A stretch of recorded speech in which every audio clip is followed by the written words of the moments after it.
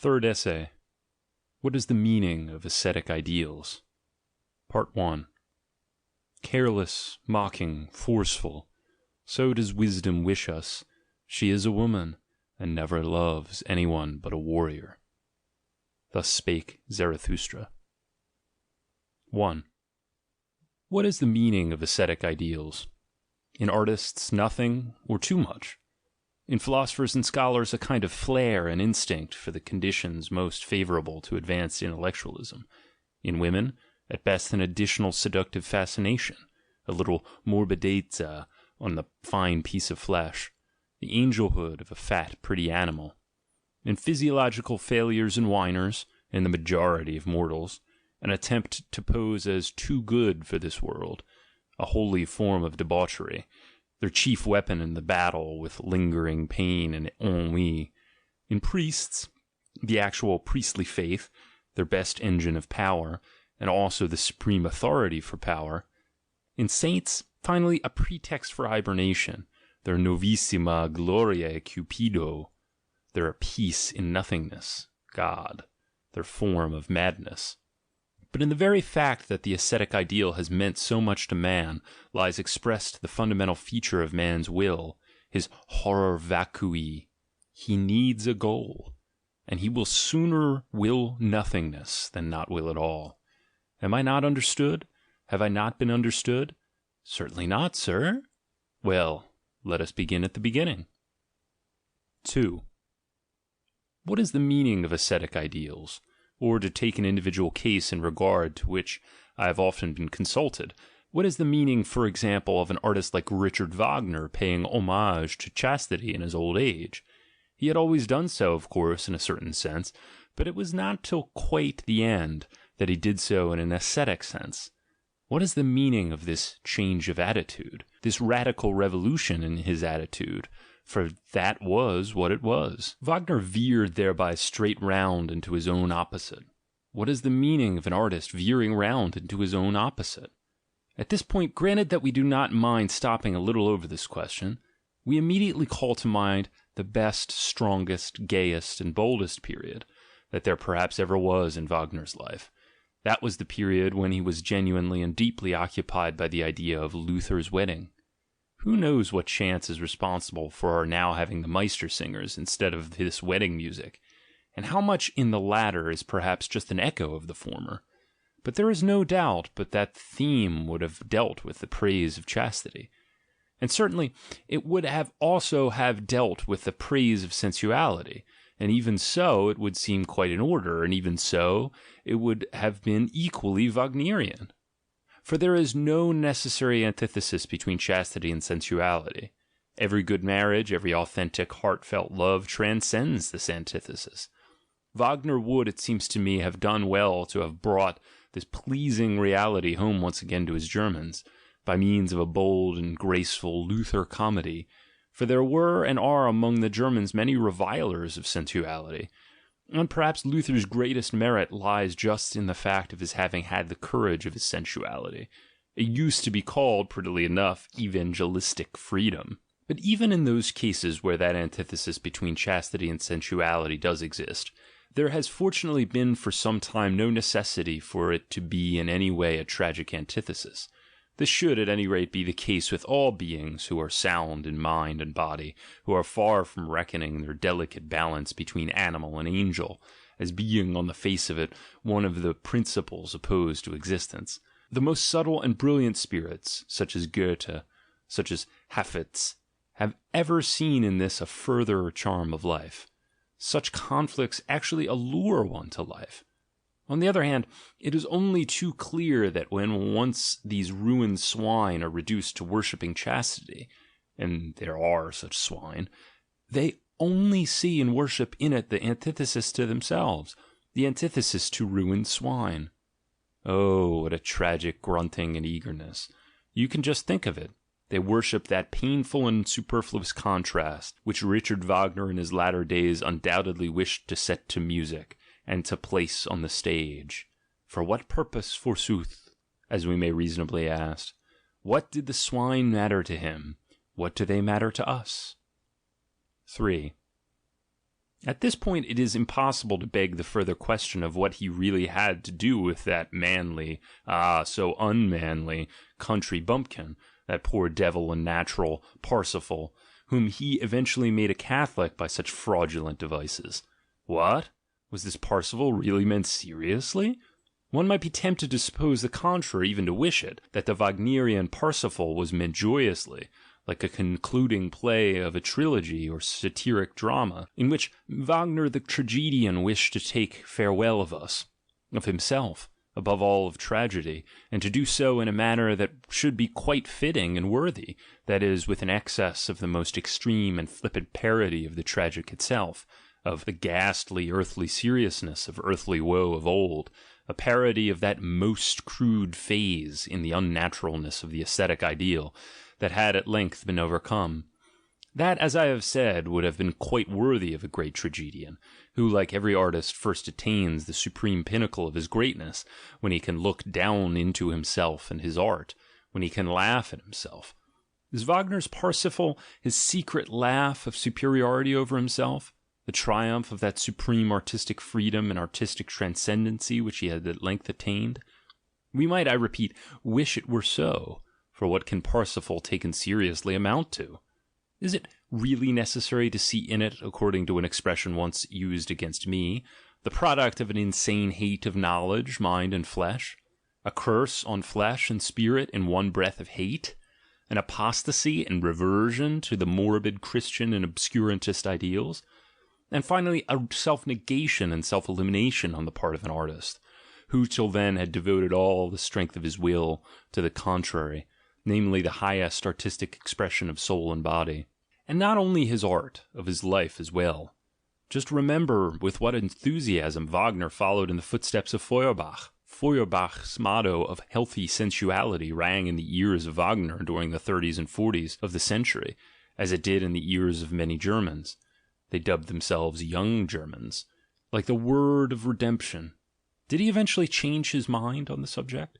For it seems at any rate that he eventually wished to change his teaching on that subject, and not only is that the case with the Parsifal trumpets on the stage, in the melancholy, cramped, and embarrassed lucubrations of his later years, there are 100 places in which there are manifestations of a secret will and wish, a despondent, uncertain, unavowed will to preach actual retrogression, conversion, Christianity, medievalism, and to say to his disciples, all is vanity. Seek salvation elsewhere. Even the blood of the Redeemer is once invoked. 4.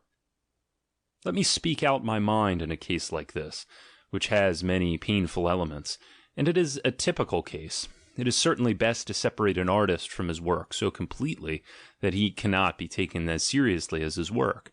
He is, after all, merely the presupposition of his work, the womb, the soil, in certain cases the dung and manure, on which and out of which it grows, and consequently, in most cases something that must be forgotten if the work itself is to be enjoyed. The insight into the origin of the work is a matter for psychologists and vivisectors, but never either in the present or the future for the aesthetes, the artists. The author and creator of Parsifal was as little spared the necessity of sinking and living himself into the terrible depths and foundations of medieval soul contrasts, the necessity of a malignant abstraction from all intellectual elevation, severity, and discipline, the necessity of a kind of mental perversity, if the reader will pardon me such a word, as little as a pregnant woman is spared the horrors and marvels of pregnancy, which, as I have said, must be forgotten if the child is to be enjoyed. We must guard ourselves against the confusion into which an artist would fall only too easily, to employ the English terminology, out of psychological contiguity, as though the artist himself actually were the object which he is able to represent, imagine, and express. In point of fact, the position is that even if he conceived he were such an object, he would certainly not represent, conceive, express it. Homer would not have created an Achilles, nor Goethe a Faust, if Homer had been an Achilles, or if Goethe had been a Faust. A complete and perfect artist is to all eternity separated from the real, from the actual. On the other hand, it will be appreciated that he can at times get tired to the point of despair of this eternal unreality and falseness of his innermost being, and that he then sometimes attempts to trespass on to the most forbidden ground, on reality and attempts to have real existence. With what success? The success will be guessed. It is the typical velleity of the artist, the same velleity to which Wagner fell a victim in his old age, and for which he had to pay so dearly and so fatally. He lost thereby his most valuable friends. But after all, quite apart from this velleity, who would not wish emphatically for Wagner's own sake that he had taken farewell of us and of his art in a different manner, not with a Parsifal, but in more victorious, more self-confident, more Wagnerian style, a style less misleading, a style less ambiguous with regarding to his whole meaning, less Schopenhauerian, less nihilistic. 5. What then is the meaning of ascetic ideals? In the case of an artist we are getting to understand their meaning, nothing at all. Or so much that it is as good as nothing at all. Indeed, what is the use of them? Our artists have for a long time past not taken up a sufficiently independent attitude, either in the world or against it, to warrant their valuations and the changes in these valuations exciting interest. At all times that I have played the valet of some morality, philosophy, or religion, quite apart from the fact that unfortunately they have often enough been the inordinately supple courtiers of their clients and patrons, and the inquisitive toadies of the powers that are existing, or even of the new powers to come. To put it at its lowest, they always need a rampart, a support, an already constituted authority. Artists never stand by themselves, standing alone as opposed to their deepest instincts. So, for example, did Richard Wagner take, when the time had come, the philosopher Schopenhauer for his covering man in front, for his rampart. Who would consider it even thinkable that he would have had the courage for an ascetic ideal without the support afforded him by the philosophy of Schopenhauer, without the authority of Schopenhauer, which dominated Europe in the 70s? This is without consideration of the question whether an artist without the milk of an orthodoxy would have been possible at all. This brings us to the more serious question. What is the meaning of a real philosopher paying homage to the aesthetic ideal?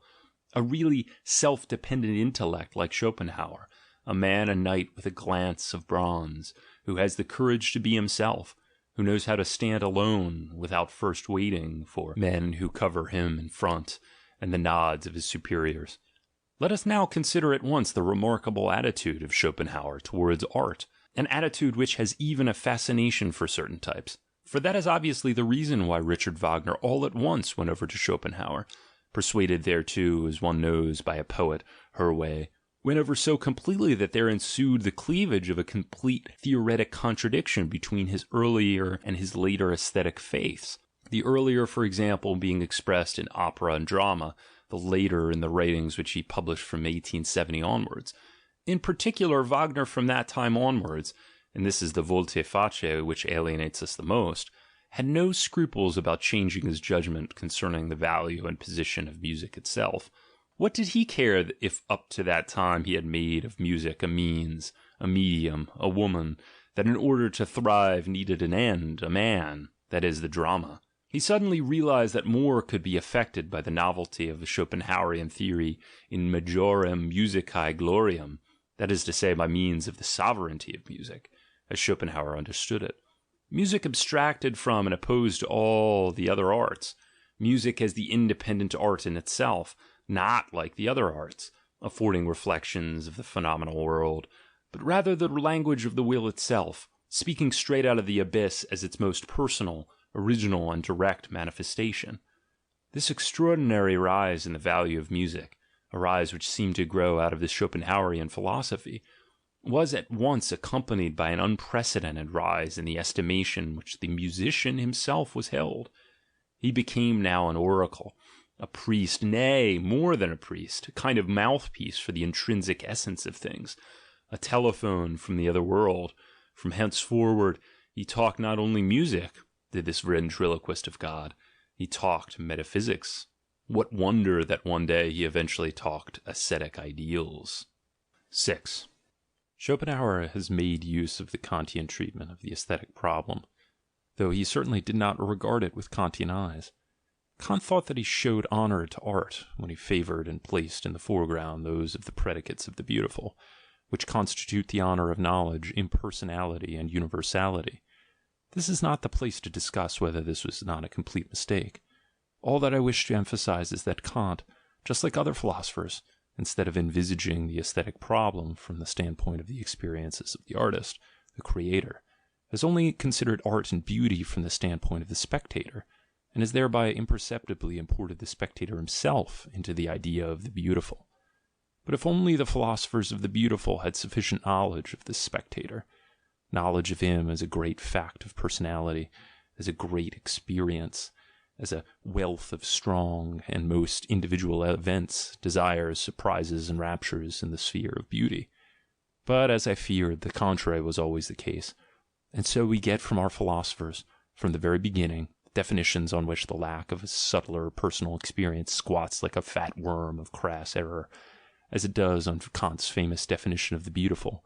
That is beautiful, says Kant, which pleases without interesting. Without interesting. Compare this definition with this other one, made by a real spectator and artist, by Stendhal, who once called the beautiful une promesse de bonheur. Here, at any rate, the one point which Kant makes prominent in the aesthetic position is repudiated and eliminated, le désintéressement. Who is right, Kant or Stendhal? When, forsooth, our aesthetes never get tired of throwing into the scales in Kant's favour the fact that under the magic of beauty men can look even naked female statues without interest, we can certainly laugh a little at their expense. In regard to this ticklish point, the experiences of artists are more interesting. At any rate, Pygmalion was not necessarily an unaesthetic man. Let us think all the better of the innocence of our aesthetes, reflected as it is in such arguments. Let us, for instance, count to Kant's honour the country parson naivete of his doctrine concerning the peculiar character of the sense of touch. And here we come back to Schopenhauer, who stood in much closer neighbourhood to the arts than did Kant, and yet never escaped outside of the pale of that Kantian definition. How was that? The circumstance is marvellous enough. He interprets the expression without interest in the most personal fashion, out of an experience which must, in his case, have been part and parcel of his regular routine. On few subjects does Schopenhauer speak with such certainty as on the working of aesthetic contemplation. He says of it that it simply counteracts sexual interest, like Lulupin and Camphor. He never gets tired of glorifying this escape from the life-will as the great advantage and utility of aesthetic state. In fact, one is tempted to ask if his fundamental conception of will and idea, the thought that there can only exist freedom from the will by means of idea, did not originate in a generalization from the sexual experience. In all questions concerning the Schopenhauerian philosophy, one should, by the by, never lose sight of the consideration that it is the conception of a youth of 26, so that it participates not only in what is peculiar to Schopenhauer's life, but in what is peculiar to that special period in his life. Let us listen, for instance, to one of the most expressive among the countless passages which he has written in honour of the aesthetic state. World as Will and Idea, Book 1, page 231. Let us listen to the tone, the suffering, the happiness, the gratitude with which such words are uttered. This is the painless state which Epicurus praised as the highest good, and as the state of the gods. We are during that moment freed from the vile pressure of the will. We celebrate the Sabbath of the will's hard labour. The wheel of Ixion stands still. What vehemence of language! What images of anguish and protracted revulsion! How almost pathological is that temporal antithesis between that moment and everything else! The wheel of Ixion, the hard labour of the will, the vile pressure of the will. But granted that Schopenhauer was 100 times right for himself personally, how does that help our insight into the nature of the beautiful? Schopenhauer has described one effect of the beautiful, the calming of the will. But is this effect really normal? As has been mentioned, Stendhal, an equally sensual but more happily constituted nature than Schopenhauer, gives prominence to another effect of the beautiful. The beautiful promises happiness. To him it is just the excitement of the will, the interest, by the beauty that seems the essential fact. And does not Schopenhauer ultimately lay himself open to that objection? That he is quite wrong in regarding himself as a Kantian on this point? That he has absolutely failed to understand in a Kantian sense the Kantian definition of the beautiful? That this beautiful pleased him as well by meaning of an interest, by means in fact of the strongest and most personal interest of all, that of the victim of torture who escapes from his torture? And to come back again to our first question, what is the meaning of a philosopher paying homage to ascetic ideals? We get now, at any rate, a first hint. He wishes to escape from a torture. 7. Let us beware of making dismal faces at the word torture. There is certainly in this case enough to deduct, enough to discount. There is even something to laugh at. For we must certainly not underestimate the fact that Schopenhauer, who in practice treated sexuality as a personal enemy, including its tool, woman, that instrumentum diaboli, needed enemies to keep him in a good humour. That he loved grim, bitter, blackish-green words, that he raged for the sake of raging, out of passion, that he would have grown ill, would have become a pessimist, for he was not a pessimist, however much he wished to be, without his enemies, without Hegel, woman, sensuality, and the whole will for existence, keeping on. Without them Schopenhauer would not have kept on. That is a safe wager. He would have run away. But his enemies held him fast. His enemies always enticed him back again to his existence. His wrath was just as theirs was to the ancient cynics, his balm, his recreation, his recompense, his remedium against disgust, his happiness. So much with regard to what is most personal in the case of Schopenhauer. On the other hand, there is still much which is typical in him, and only now we have come back to our problem. It is an accepted and indisputable fact, so long as there are philosophers in the world, and wherever philosophers have existed, from India to England, to take the opposite poles of philosophic ability, that there exists a real irritation and rancour on the part of philosophers towards sensuality.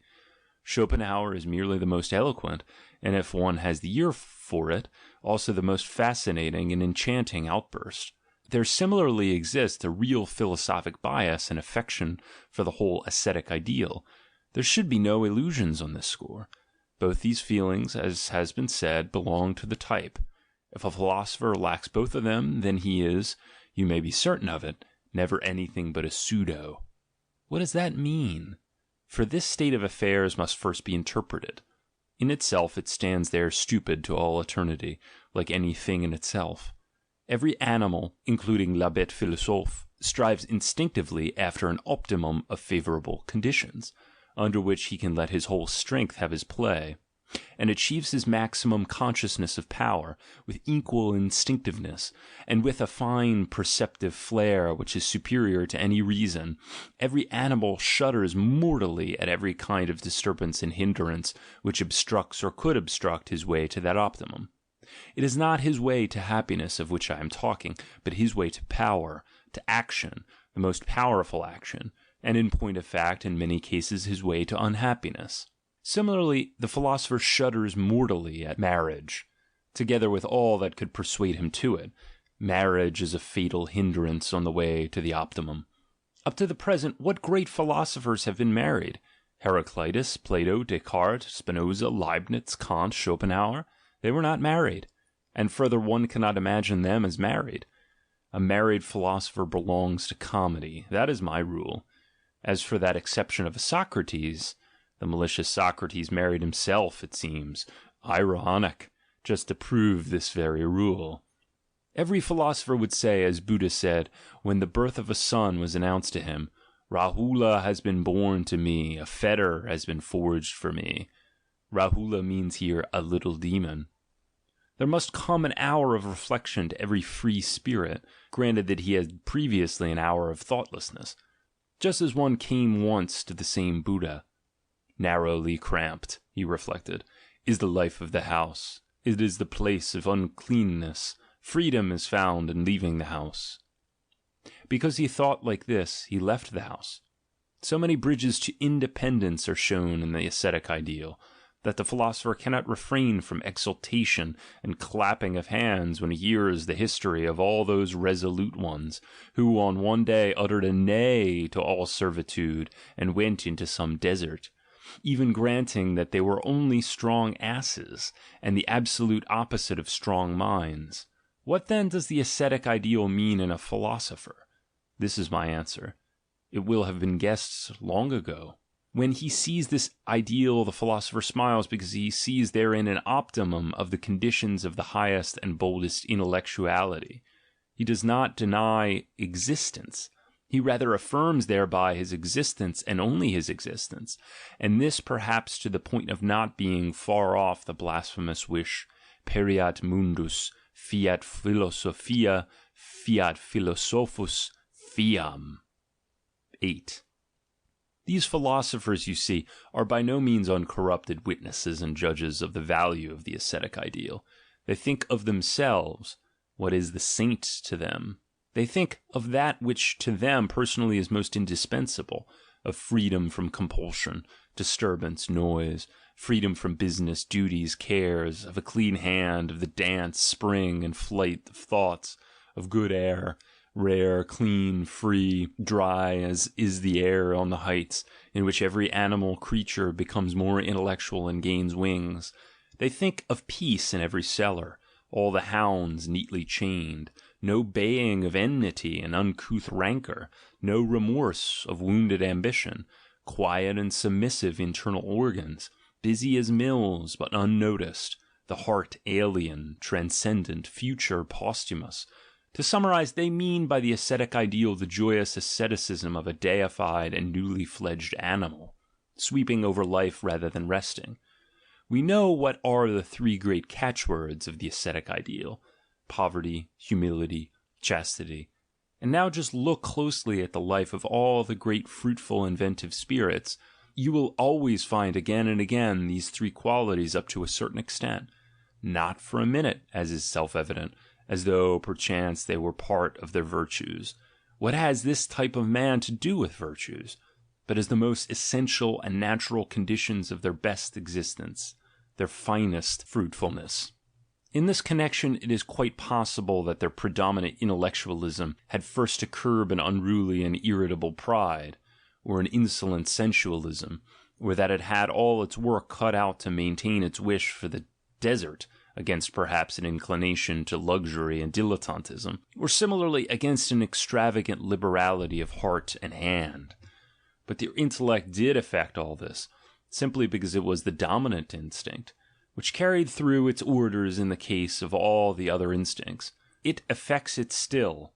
If it ceased to do so, it would simply not be dominant. But there is not one iota of virtue in all this. Further, the desert of which I just spoke, in which the strong, independent, and well-equipped spirits retreat into their hermitage. Oh, how different is it from the cultured classes' dream of a desert. In certain cases, in fact, the cultured classes themselves are the desert, and it is certain that all the actors of the intellect would not endure this desert for a minute. It is nothing like romantic and Syrian enough for them, nothing like enough of a stage desert. Here as well there are plenty of asses, but at this point the resemblance ceases. But a desert nowadays is something like this. Perhaps a deliberate obscurity, a getting out of the way of oneself, a fear of noise, admiration, papers, influence, a little office, a daily task, something that hides rather than brings to light, something associating with harmless, cheerful beasts and fowl, the sight of which refreshes, a mountain for company, but not a dead one with eyes, that is, with lakes. In certain cases even a room in a crowded hotel where one can reckon on not being recognized, and on being able to talk with impunity to everyone. Here is the desert. Oh, it is lonely enough, believe me. I grant that when Heraclitus retreated to the courts and cloisters of the colossal temple of Artemis, that wilderness was worthier. Why do we lack such temples?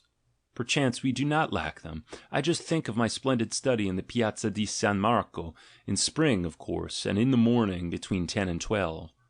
But that which Heraclitus shunned is still just what we too avoid nowadays. The noise and democratic babble of the Ephesians, their politics, their news from the empire, I mean, of course, Persia, their market trade and the things of today. For there is one thing from which we philosophers especially need a rest, from the things of today. We honor the silent, the cold, the noble, the far, the past, everything, in fact, at the sight of which the soul is not bound to brace itself up and defend itself, something with which one can speak without speaking aloud. Just listen now to the tone of a spirit when it speaks. Every spirit has its own tone and loves its own tone. That thing yonder, for instance, is bound to be an agitator, that is, a hollow head, a hollow mug, whatever may go into them, everything comes back from him dull and thick, heavy with the echo of a great void. That spirit yonder nearly always speaks hoarse. Has he, perchance, thought himself hoarse? And maybe so, ask the physiologists. But he who thinks in words, thinks as a speaker and not as a thinker. It shows that he does not think of objects or think objectively, but only of his relations with objects. That, in point of fact, he only thinks of himself and his audience. This third one, it speaks aggressively. He comes too near our body, his breath blows on us. We shut our mouth involuntarily, although he speaks to us through a book. The tone of his style supplies the reason. He has no time, he has small faith in himself, he finds expression now or never. But a spirit who is sure of himself speaks softly. He seeks secrecy, he lets himself be awaited. A philosopher is recognized by the fact that he shuns three brilliant and noisy things: fame, princes, and women, which is not to say that they do not come to him. He shuns every glaring light, therefore he shuns his time and its daylight. Therein he is as a shadow. The deeper sinks the sun, the greater grows the shadow.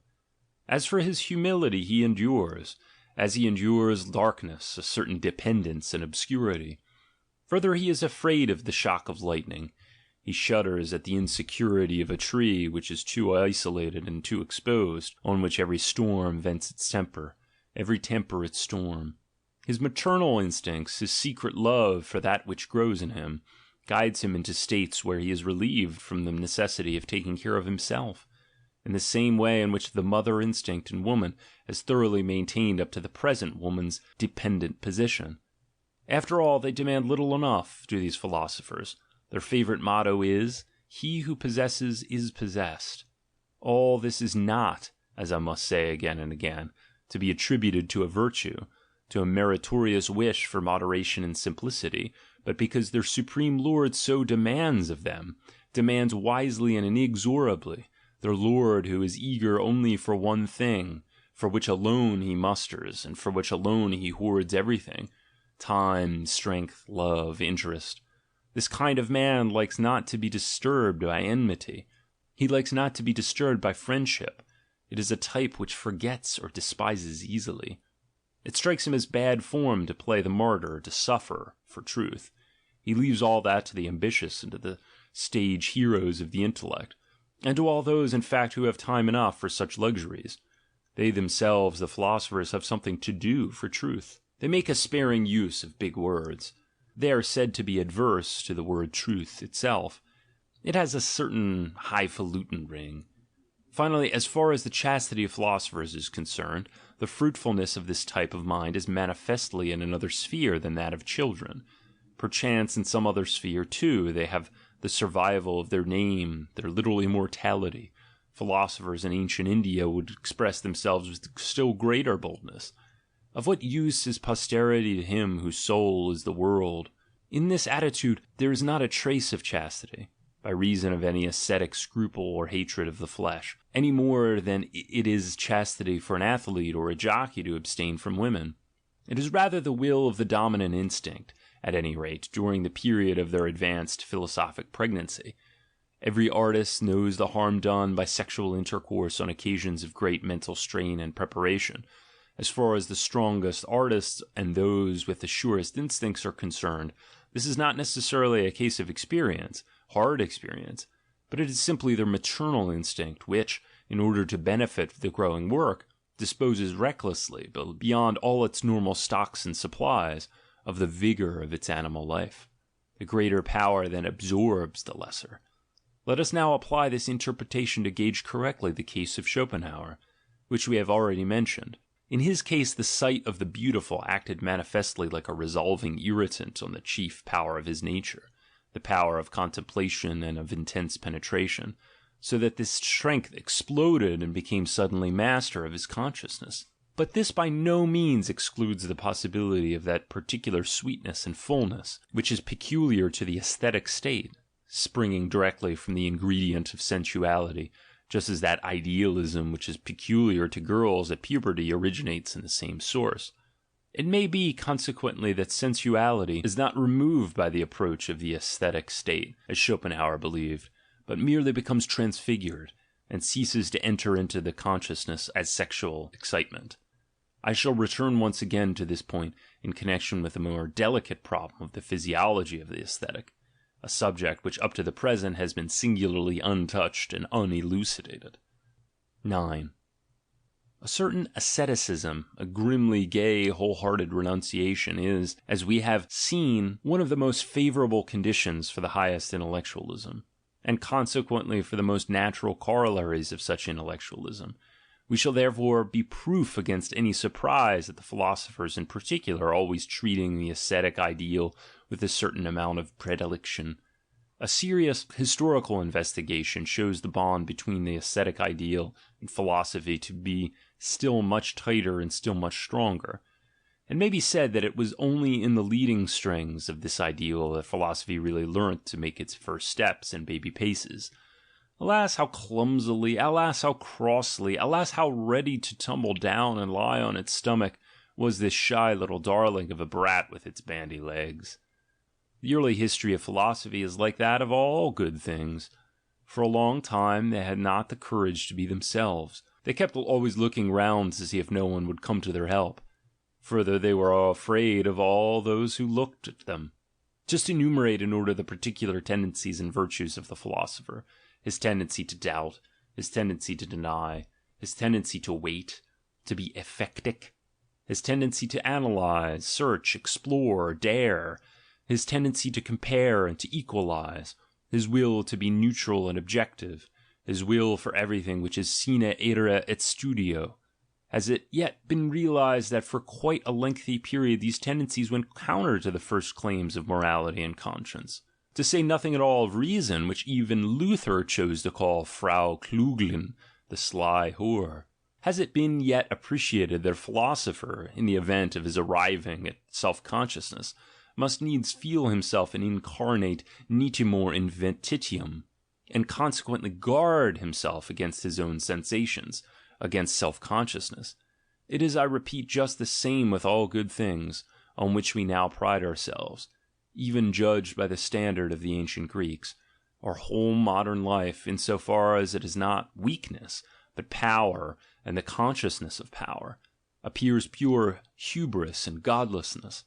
For the things which are the very reverse of those which we honour today have had for a long time conscience on their side, and God as their guardian.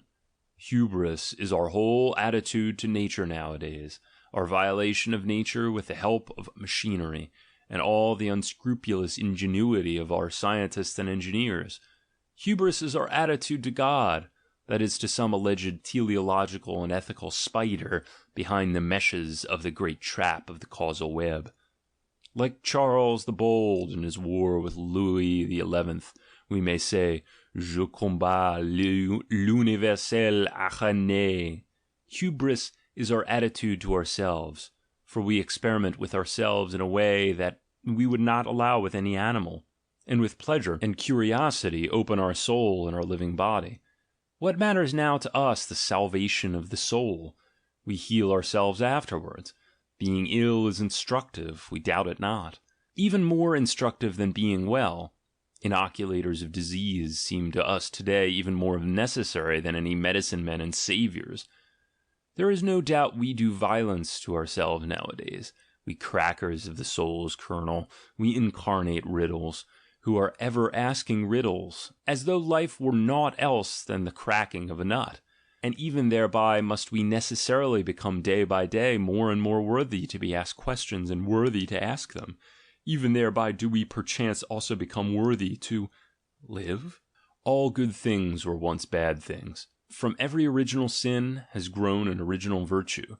Marriage, for example, seemed for a long time a sin against the rights of the community.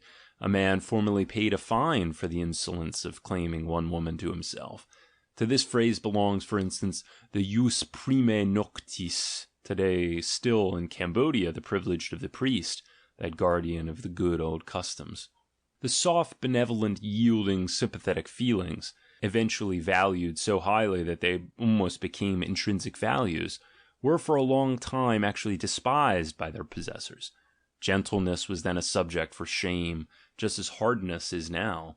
Compare Beyond Good and Evil, aphorism 260. The submission to law, oh, with what qualms of conscience was it that the noble races throughout the world renounced the vendetta and gave the law power over themselves. Law was long a vetitium, a blasphemy, an innovation. It was introduced with force like a force, to which man only submitted with a sense of personal shame. Every tiny step forward in the world was formerly made at the cost of mental and physical torture. Nowadays the whole of this point of view, that not only stepping forward, nay, stepping at all, movement, change, all needed their countless martyrs, rings in our ears quite strangely. I have put it forward in the Dawn of Day, aphorism 18. Nothing is purchased more dearly, says the same book a little later, than the modicum of human reason and freedom which is now our pride. But then our pride is the reason why it is now almost impossible for us to feel in sympathy with those immense periods of the morality of custom, which lie at the beginning of the world's history, constituting as they do the real decisive historical principle, which has fixed the character of humanity. Those periods, I repeat, when throughout the world suffering passed for virtue, cruelty for virtue, deceit for virtue, revenge for virtue, repudiation of the reason for virtue, and when conversely well-being passed current for danger, the desire for knowledge for danger, pity for danger, peace for danger, being pitied for shame, work for shame, madness for divinity, and change for immorality and incarnate corruption. 10. There is in the same book, aphorism 12, an explanation of the burden of unpopularity under which the earliest race of contemplative men had to live, despised almost as widely as they were first feared. Contemplation first appeared on earth in a disguised shape, in an ambiguous form, with an evil heart and often with an uneasy head. There is no doubt about it. The inactive, brooding, unwarlike element in the instincts of contemplative men long invested them with a cloud of suspicion. The only way to combat this was to excite a definite fear, and the old Brahmins, for example, knew to a nicety how to do this. The oldest philosophers were well versed in giving to their very existence and appearance meaning, firmness, background, by reason whereof men learnt to fear them. Considered more precisely, they did this from an even more fundamental need, the need of inspiring in themselves fear and self-reverence. For they found even in their own souls all the valuations turned against themselves. They had to fight down every kind of suspicion and antagonism against the philosophical element in themselves. Being men of a terrible age, they did this with terrible means, cruelty to themselves, ingenious self-mortification. This was the chief method of the ambitious hermits and intellectual revolutionaries, who were obliged to force down the gods and the traditions of their own soul, so as to enable themselves to believe in their own revolution. I remember the famous story of the king Vikramitra, who, as the result of 1,000 years of self-martyrdom, reached such a consciousness of power and such a confidence in himself that he undertook to build a new heaven, the sinister symbol of the oldest and newest history of philosophy in the whole world. Everyone who has ever built anywhere a new heaven first found the power thereto in his own hell. Let us compress the facts into a short formula. The philosophic spirit had, in order to be possible to an extent at all, to masquerade and disguise itself as one of the previously fixed types of the contemplative man, to disguise itself as priest, wizard, soothsayer, as religious man generally. The ascetic ideal has for a long time served the philosopher as a superficial form, as a condition which enabled him to exist. To be able to be a philosopher he had to exemplify the ideal. To exemplify it he was bound to believe in it. The peculiarly etherealized abstraction of philosophers, with their negation of the world, their enmity to life, their disbelief in the senses, which has been maintained up to the present time, and has almost thereby come to be accepted as the ideal philosophic attitude. This abstraction is the result of those enforced conditions under which philosophy came into existence, and continue to exist, inasmuch as for quite a very long time philosophy would have been absolutely impossible in the world without an ascetic cloak and dress, without an ascetic self-misunderstanding. Expressed plainly and palpably, the ascetic priest has taken the repulsive and sinister form of the caterpillar, beneath which and behind which alone philosophy could live and slink about. Has all that really changed? Has that flamboyant and dangerous winged creature, that spirit which that caterpillar concealed within itself, has it, I say, thanks to the sunnier, warmer, lighter world, really and finally flung off its hood and escaped into the light? Can we today point to enough pride, enough daring, enough courage, enough self-confidence, enough mental will, enough will for responsibility, enough freedom of the will to enable the philosopher to be now in the world really possible? 11. And now, after we have caught sight of the ascetic priest, let us tackle our problem. What is the meaning of the ascetic ideal? And now first becomes serious, vitally serious. We are now confronted with the real representatives of the serious. What is the meaning of all seriousness? This even more radical question is perchance already on the tip of our tongue, a question fairly for physiologists, but which we for the time being skip. In that ideal, the ascetic priest finds not only his faith, but also his will, his power, his interest. His right to existence stands and falls with that ideal. What wonder that we have here run up against a terrible opponent, on the supposition, of course, that we are the opponents of that ideal. An opponent fighting for his life against those who repudiate that ideal. On the other hand, it is from the outset improbable that such a biased attitude toward our problem will do him any particular good. The ascetic priest himself will scarcely prove the happiest champion of his own ideal, on the same principle on which a woman usually fails when she wishes to champion woman, let alone providing the most objective critic and judge of the controversy now raised. We shall therefore, so much as already obvious, rather have actually to help him to defend himself properly against ourselves, than we shall have to fear being too well beaten by him. The ideal which is the subject of this dispute is the value of our life from the standpoint of the ascetic priests. This life, then, together with the whole of which it is part, nature, the world, the whole sphere of becoming and passing away, is placed by them in relation to an existence of quite another character, which it excludes and to which it is opposed, unless it deny its own self. In this case, the case of an ascetic life, life is taken as a bridge to another existence. The ascetic treats life as a maze, in which one must walk backwards till one comes to the place where it starts. Or he treats it as an error, which one may, nay must, refute by action. For he demands that he should be followed. He enforces where he can his valuation of existence. What does this mean? Such a monstrous valuation is not an exceptional case, or a curiosity recorded in human history. It is one of the most general and persistent facts that there are.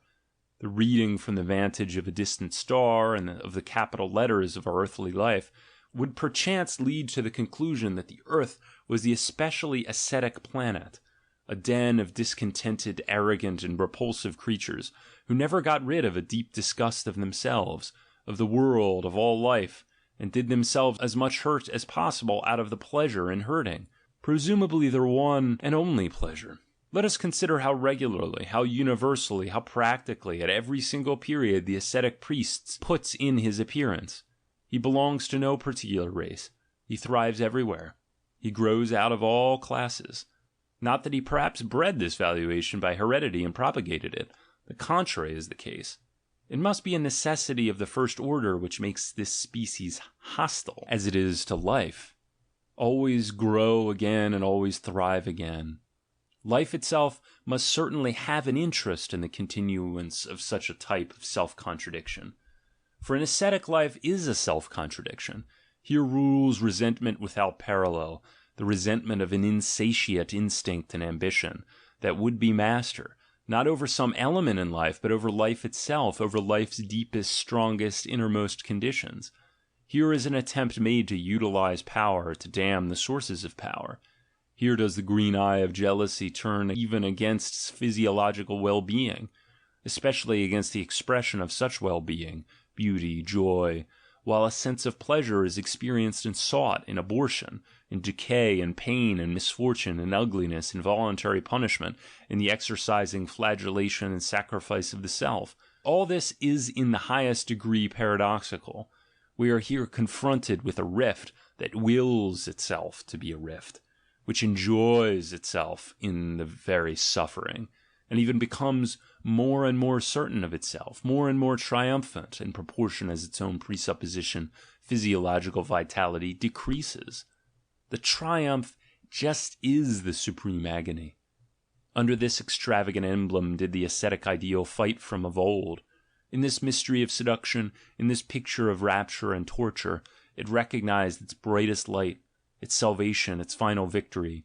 Crux, nux, lux, it has all these three in one. End of section 5. Part 2. 12. Granted that such an incarnate will for contradiction and unnaturalness is induced to philosophize, on what will it vent its pet caprice? On that which has been felt with the greatest certainty to be true, to be real.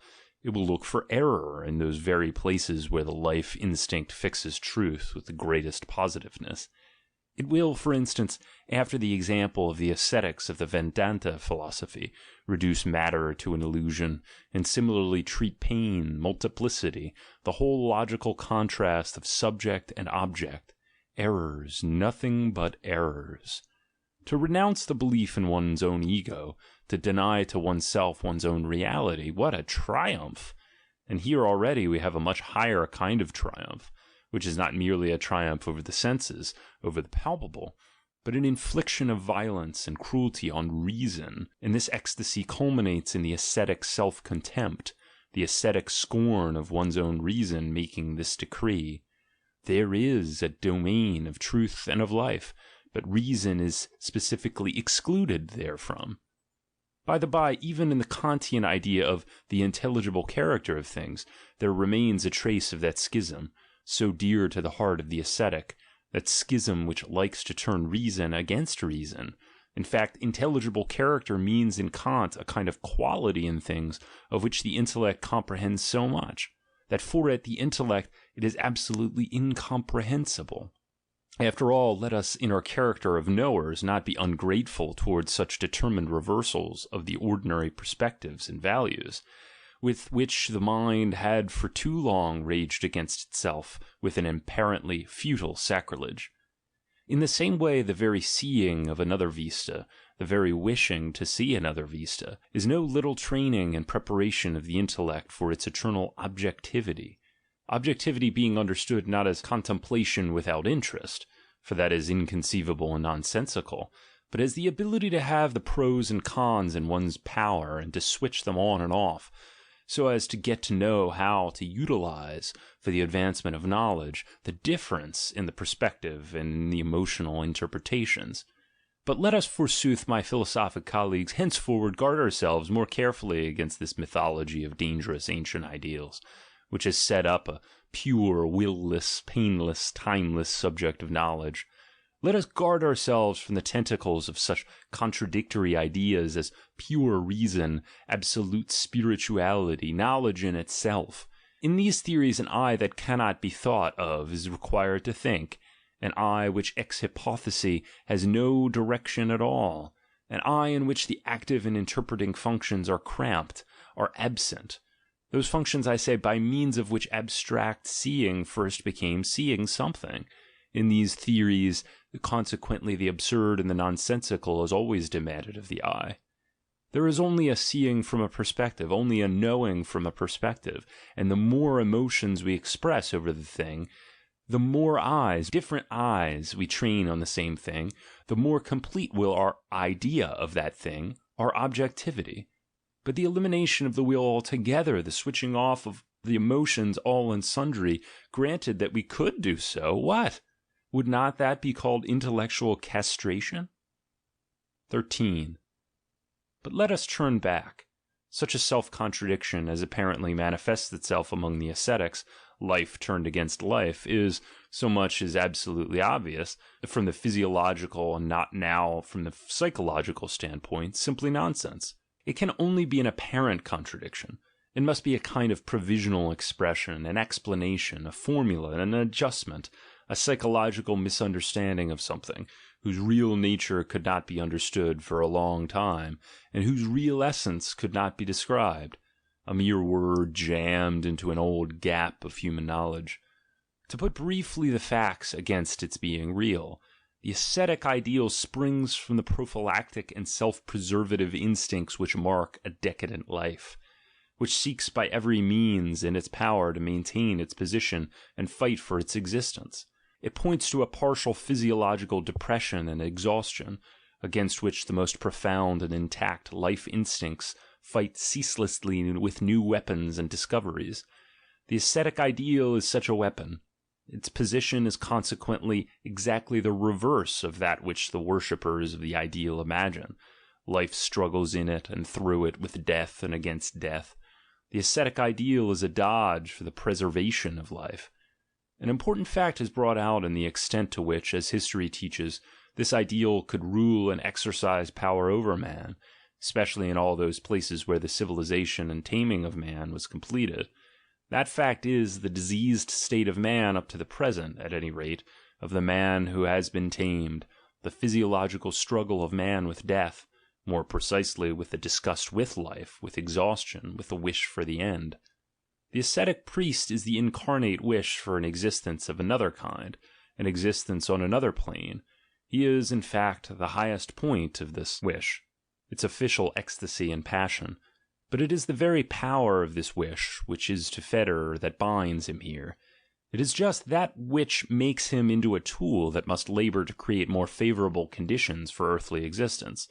For existence on the human plane, it is with this very power that he keeps the whole herd of failures, distortions, abortions, unfortunate sufferers from themselves of every kind, fast to existence, while he as the herdsman goes instinctively on in front.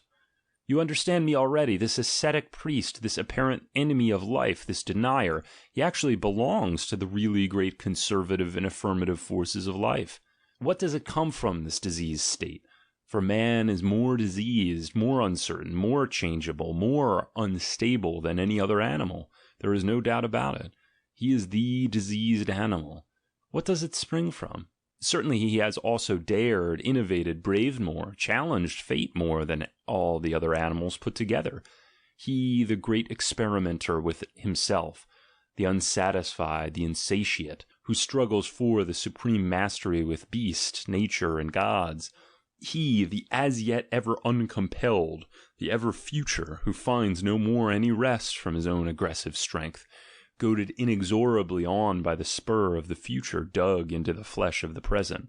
How should not so brave and rich an animal also be the most endangered, the animal with the longest and deepest sickness among all sick animals? Man is sick of it. Often enough there are whole epidemics of this satiety, as about 1348, at the time of the Dance of Death.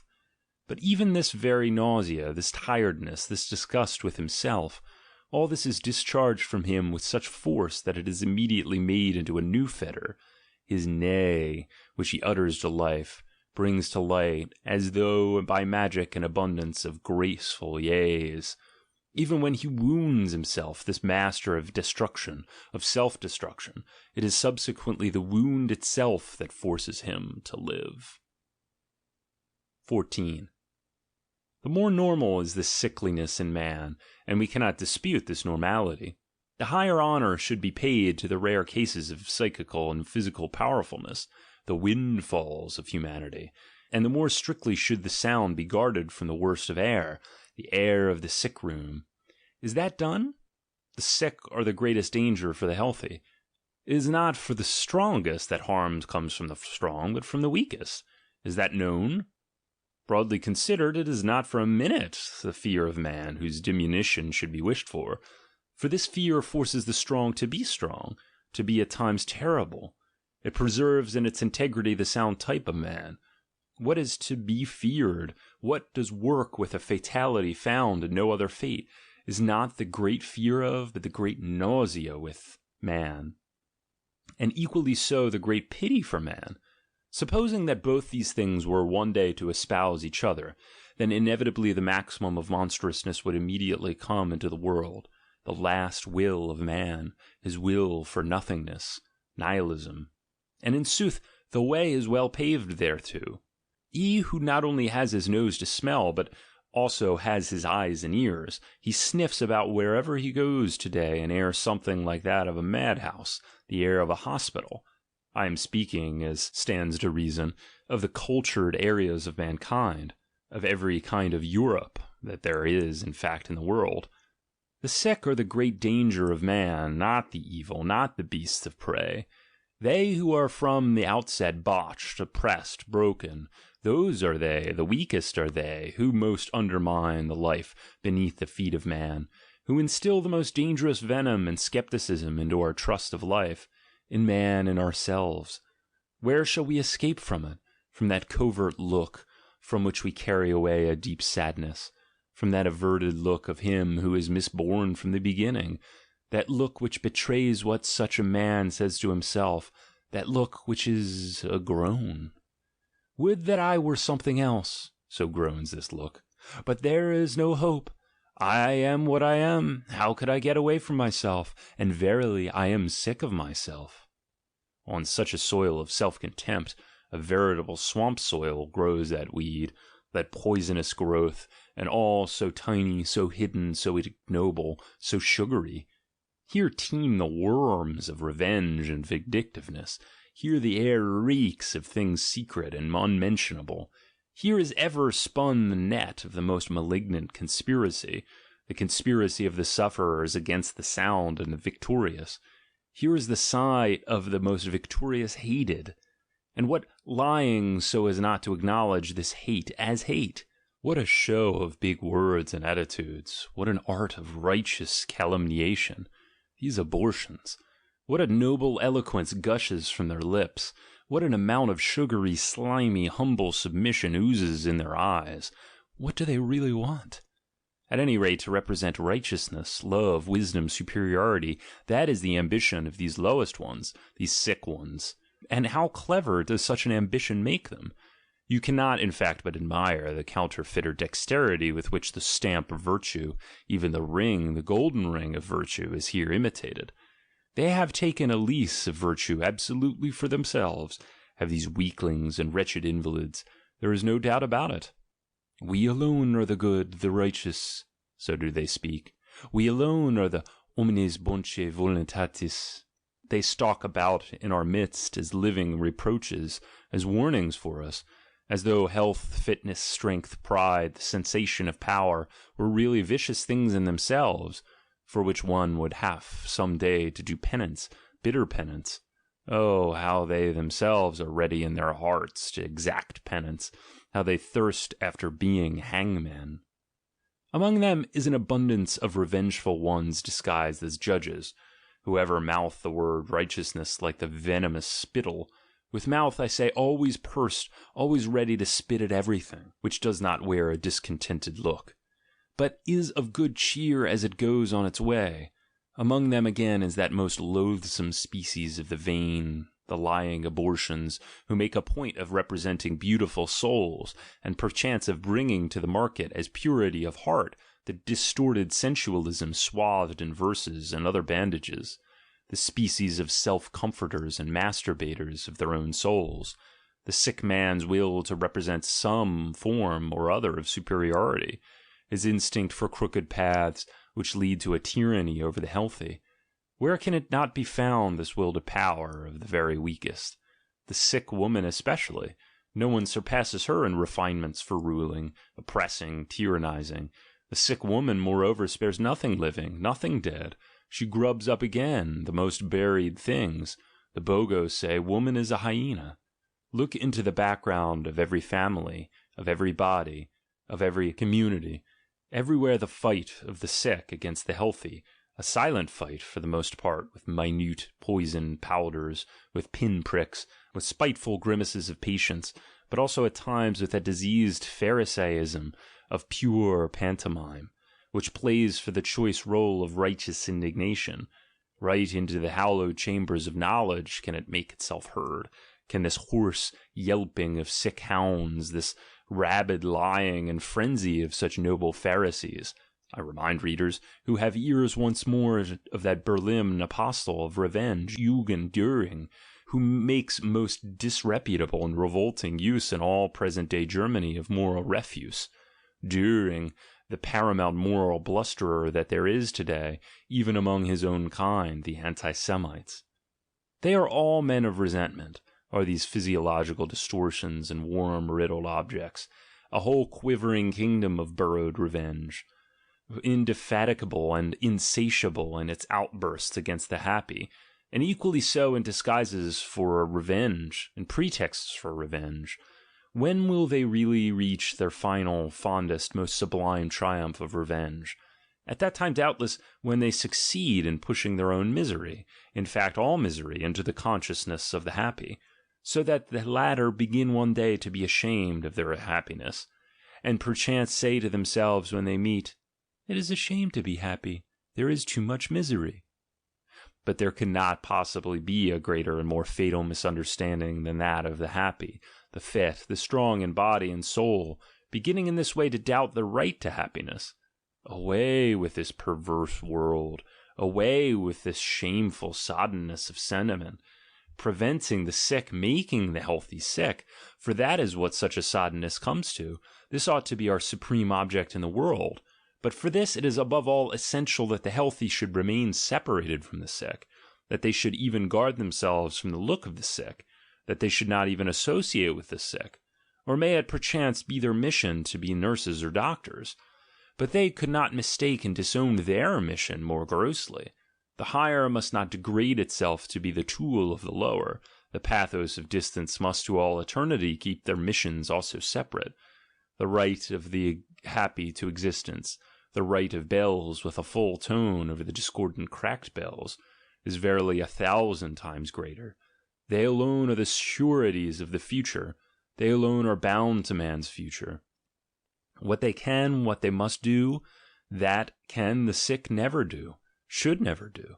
But if they are to be enabled to do what only they must do, how can they possibly be free to play the doctor, the comforter, the saviour of the sick? And therefore good air, and away at any rate from the neighbourhood of all the madhouses and hospitals of civilization, and therefore good company, our own company, or solitude, if it must be so. But away at any rate from the evil fumes of internal corruption and the secret worm-eaten state of the sick, that forsooth, my friends, we may defend ourselves, at any rate for still a time, against the two worst plagues that could have been reserved for us, against the great nausea with man, against the great pity for man. 15. If you have understood in all their depths, and I demand that you should grasp them profoundly and understand them profoundly, the reasons for the impossibility of its being the business of the healthy to nurse the sick, to make the sick healthy, it follows that you have grasped this further necessity, the necessity of doctors and nurses who themselves are sick. And now we have and hold with both our hands the essence of the ascetic priest. The ascetic priest must be accepted by us as the predestined saviour, herdsman, and champion of the sick herd. Thereby do we first understand his awful historic mission. The lordship over sufferers is his kingdom.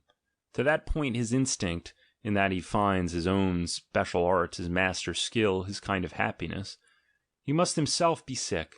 He must be kith and kin to the sick and the abortions so as to understand them, so as to arrive at an understanding with them. But he must also be strong, even more master of himself than of others, impregnable, forsooth, in his will for power, so as to acquire the trust and the awe of the weak, so that he can be their hold, bulwark, prop, compulsion, overseer, tyrant, God. He has to protect them, protect his herds. Against whom? Against the healthy, doubtless also against the envy towards the healthy. He must be the natural adversary and scorner of every rough, stormy, rainless, hard, violent, predatory health and power. The priest is the first form of the most delicate animal that scorns more easily than it hates. He will not be spared the waging of war with the beasts of prey, a war of guile, of spirit, rather than of force, as is self-evident. He will in certain cases find it necessary to conjure up out of himself, or at any rate to represent practically a new type of the beast of prey, a new animal monstrosity in which the polar bear, the supple, cold, crouching panther, and, not least important, the fox, are joined together in a trinity as fascinating as it is fearsome. If necessity exacts it, then will he come on the scene with bearish seriousness, venerable, wise, cold, full of treacherous superiority, as the herald and mouthpiece of mysterious powers, sometimes going among even the other kinds of beasts of prey, determined as he is to sow on their soil, wherever he can, suffering, discord, self-contradiction, and only too sure of his art, always to be lord of sufferers at all times. He brings with him doubtless salve and balsam, but before he can play the physician he must first wound. So, while he soothes the pain with which the wound makes, he at the same time poisons the wound. Well versed is he in this above all things, is this wizard and wild beast tamer, in whose vicinity everything healthy must needs become ill, and everything ill must needs become tame. He protects in sooth his sick herd well enough, does this strange herdsman. He protects them against themselves, against the sparks, even in the centre of the herd, of wickedness, knavery, malice, and all the other ills that the plaguey and the sick are heir to. He fights with cunning, hardness, and stealth against anarchy, and against the ever-imminent break-up inside the herd, where resentment, that most dangerous blasting stuff and explosive, ever accumulates and accumulates. Getting rid of this blasting stuff in such a way that it does not blow up the herd and the herdsman, that is his real feat, his supreme utility. If you wish to comprise in the shortest formula the value of the priestly life, it would be correct to say the priest is the diverter of the course of resentment. Every sufferer, in fact, searches instinctively for a cause of his suffering. To put it more exactly, a doer; to put it still more precisely, a sentient, responsible doer. In brief, something living, on which, either actually or in effigy, he can on any pretext vent his emotions. For the venting of emotions is the sufferer's greatest attempt at alleviation, that is to say, stupefaction, his mechanically desired narcotic against pain of any kind. It is in this phenomenon alone that is found, according to my judgment, the real physiological cause of resentment, revenge, and their family is to be found, that is, in a demand for the deadening of pain through emotion. This cause is generally, but in my view very erroneously, looked for in the defensive parry of a bare protective principle of reaction, of a reflex movement in the case of any sudden hurt and danger, after the manner that a decapitated frog still moves in order to get away from a corrosive acid. But the difference is fundamental. In one case the object is to prevent being hurt any more. In the other case the object is to deaden a racking, insidious, nearly unbearable pain by a more violent emotion of any kind whatsoever, and at any rate for the time being to drive it out of the consciousness. For this purpose an emotion is needed, as wild an emotion as possible, and to excite that emotion some excuse or other is needed. It must be somebody's fault that I feel bad. This kind of reasoning is peculiar to all invalids, and is but the more pronounced, the more ignorant they remain of the real cause of their feeling bad, the physiological cause. The cause may lie in a disease of the nervus sympathicus, or in an excessive secretion of bile, or in a want of sulfate and phosphate of potash in the blood, or in pressure in the bowels which stops the circulation in the blood, or in degeneration of the ovaries, and so forth. All sufferers have an awful resourcefulness and ingenuity in finding excuses for painful emotions. They even enjoy their jealousy, their broodings over base actions and apparent injuries. They burrow through the intestines of their past and present in their search for obscure mysteries, wherein they will be at liberty to wallow in a torturing suspicion and get drunk on the venom of their own malice. They tear open the oldest wounds. They make themselves bleed from the scars which have long been healed. They make evildoers out of friends, wife, child, and everything which is nearest to them. I suffer. It must be somebody's fault. So thinks every sick sheep. But his herdsman, the ascetic priest, says to him, "Quite so, my sheep. It must be the fault of someone, but thou thyself art that same one. It is all the fault of thyself alone. It is all the fault of thyself alone against thyself. That is bold enough, false enough, but one thing is at least attained thereby. As I have said, the course of resentment is diverted. 16. You can see now what remedial instinct of life has at least tried to effect, according to my conception, through the ascetic priest, and the purpose for which he had to employ a temporary tyranny of such paradoxical and anomalous ideas as guilt, sin, sinfulness, corruption, damnation.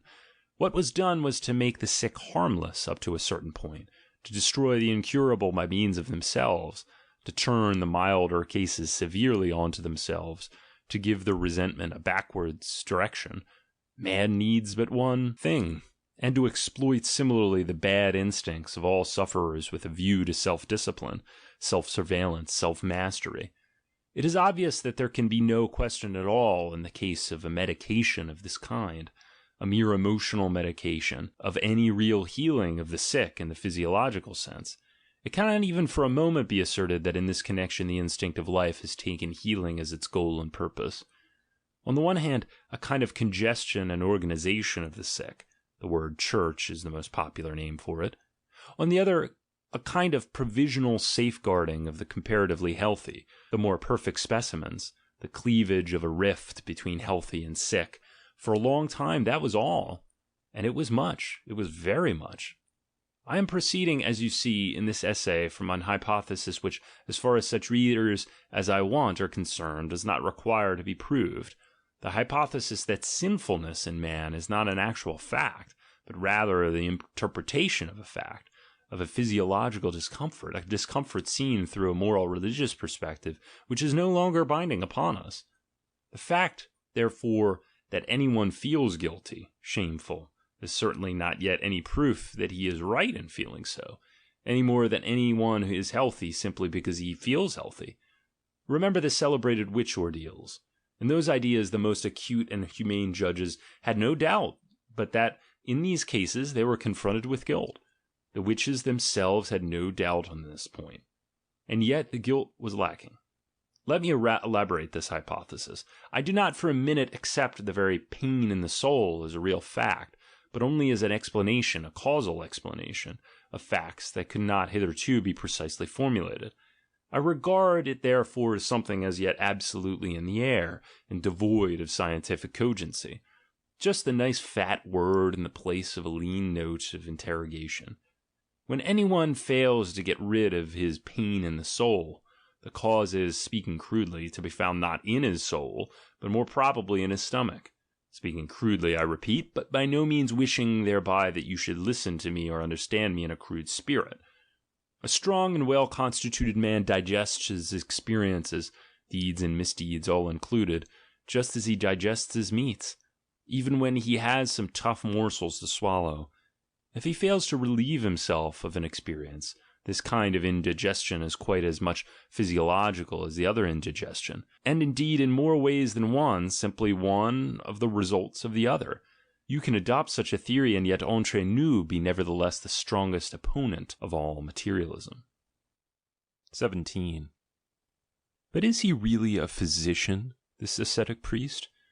We already understand why we are scarcely allowed to call him a physician, however much he likes to feel a saviour and let himself be worshipped as a saviour. It is only the actual suffering, the discomfort of the sufferer, which he combats, not its cause, not the actual state of sickness. This needs must constitute our most radical objection to the priestly medication. But just once put yourself into that point of view, of which the priests have a monopoly, you will find it hard to exhaust your amazement at what from that standpoint he has completely seen, sought, and found. The mitigation of suffering, every kind of consoling, all this manifests itself as his very genius. With what ingenuity has he interpreted his mission of consoler? With what aplomb and audacity has he chosen weapons necessary for the part? Christianity in particular should be dubbed a great treasure chamber of ingenious consolations. Such a store of refreshing, soothing, deadening drugs as it accumulated within itself, so many of the most dangerous and daring expedients has it hazarded, with such subtlety, refinement, oriental refinement, has it divined what emotional stimulants can conquer, at any rate for a time, the deep depression, the leaden fatigue, the black melancholy of physiological cripples. For, speaking generally, all religions are mainly concerned with fighting a certain fatigue and heaviness that has infected everything. You can regard it as prima facie probable that in certain places in the world there was almost bound to prevail from time to time among large masses of the population a sense of physiological depression, which, however, owing to their lack of physiological knowledge, did not appear to their consciousness as such, so that consequently its cause and its cure can only be sought and essayed in the science of moral psychology. This, in fact, is my most general formula for what is generally called a religion. Such a feeling of depression can have the most diverse origins. It may be the result of the crossing of two heterogeneous races, or of classes. Genealogical and racial differences are also brought out in the classes. The European Weltschmerz, the pessimism of the 19th century, is really the result of an absurd and sudden class mixture. It may be brought about by a mistaken emigration, a race falling into a climate for which its power of adaptation is insufficient, the case of the Persians in India. It may be the effect of old age and fatigue, the Parisian pessimism from 1850 onwards.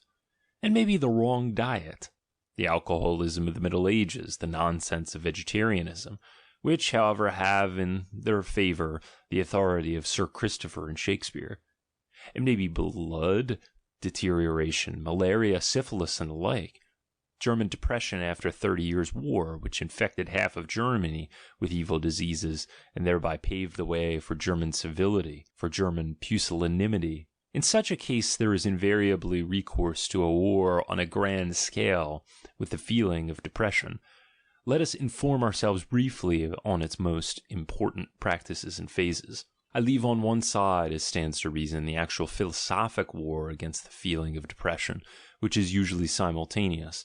It is interesting enough, but too absurd, too practically negligible, too full of cobwebs, too much of a hole and corner affair, especially when pain is proved to be a mistake, on the naive hypothesis that pain must needs vanish when the mistake underlying it is recognized.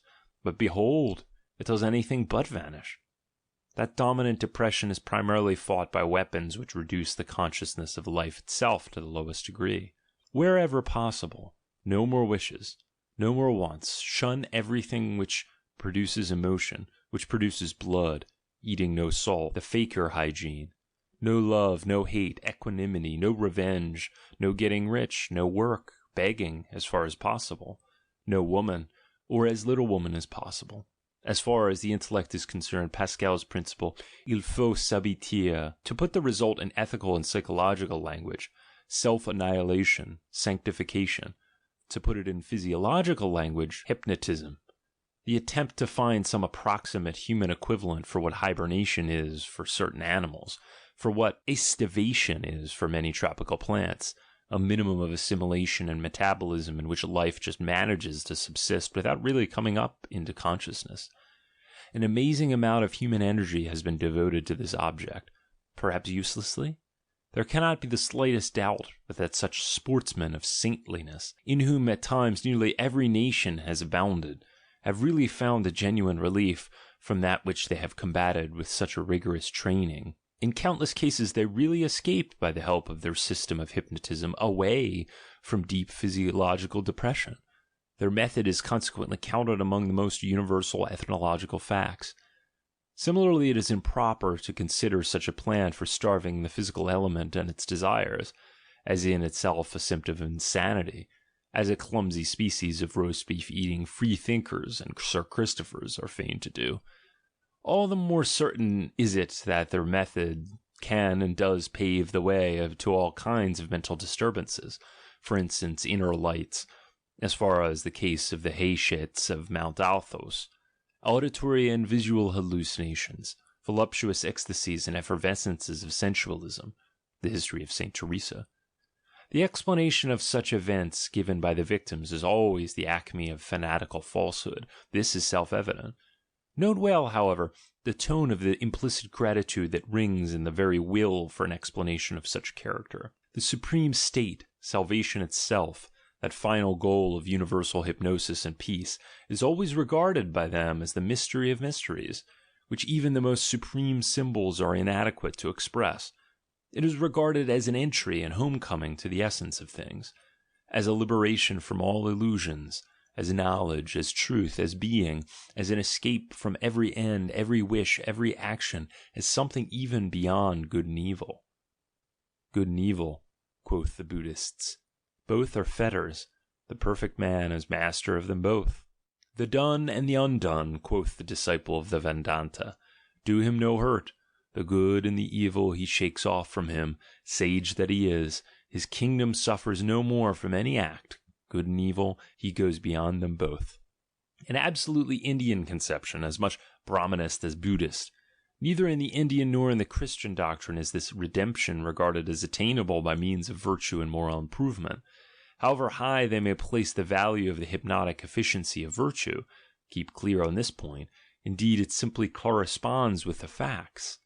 The fact that they remain true on this point is perhaps to be regarded as the best specimen of realism in the three great religions, absolutely soaked as they are with morality, with this one objection: for those who know there is no duty. Redemption is not attained by the acquisition of virtues, for redemption consists in being one with Brahman, who is incapable of acquiring any perfection, and equally little does it consist in the giving up of faults, for the Brahman, unity with whom is what constitutes redemption, is eternally pure. These passages are from the commentaries on the Cankara, quoted from the first real European expert of the Indian philosophy, my friend Paul Deussen. We wish therefore to pay honour to the idea of redemption in the great religions, but it is somewhat hard to remain serious in view of the appreciation meted out to the deep sleep by these exhausted pessimists, who are too tired even to dream, to the deep sleep considered, that is, as already effusing into Brahman, as the attainment of the unio mystica with God.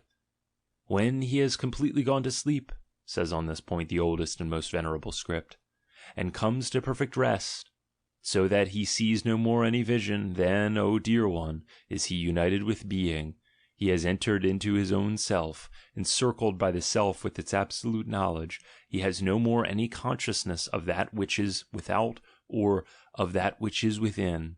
Day and night cross not these bridges, nor age, nor deaths, nor suffering, nor good deeds, nor evil deeds.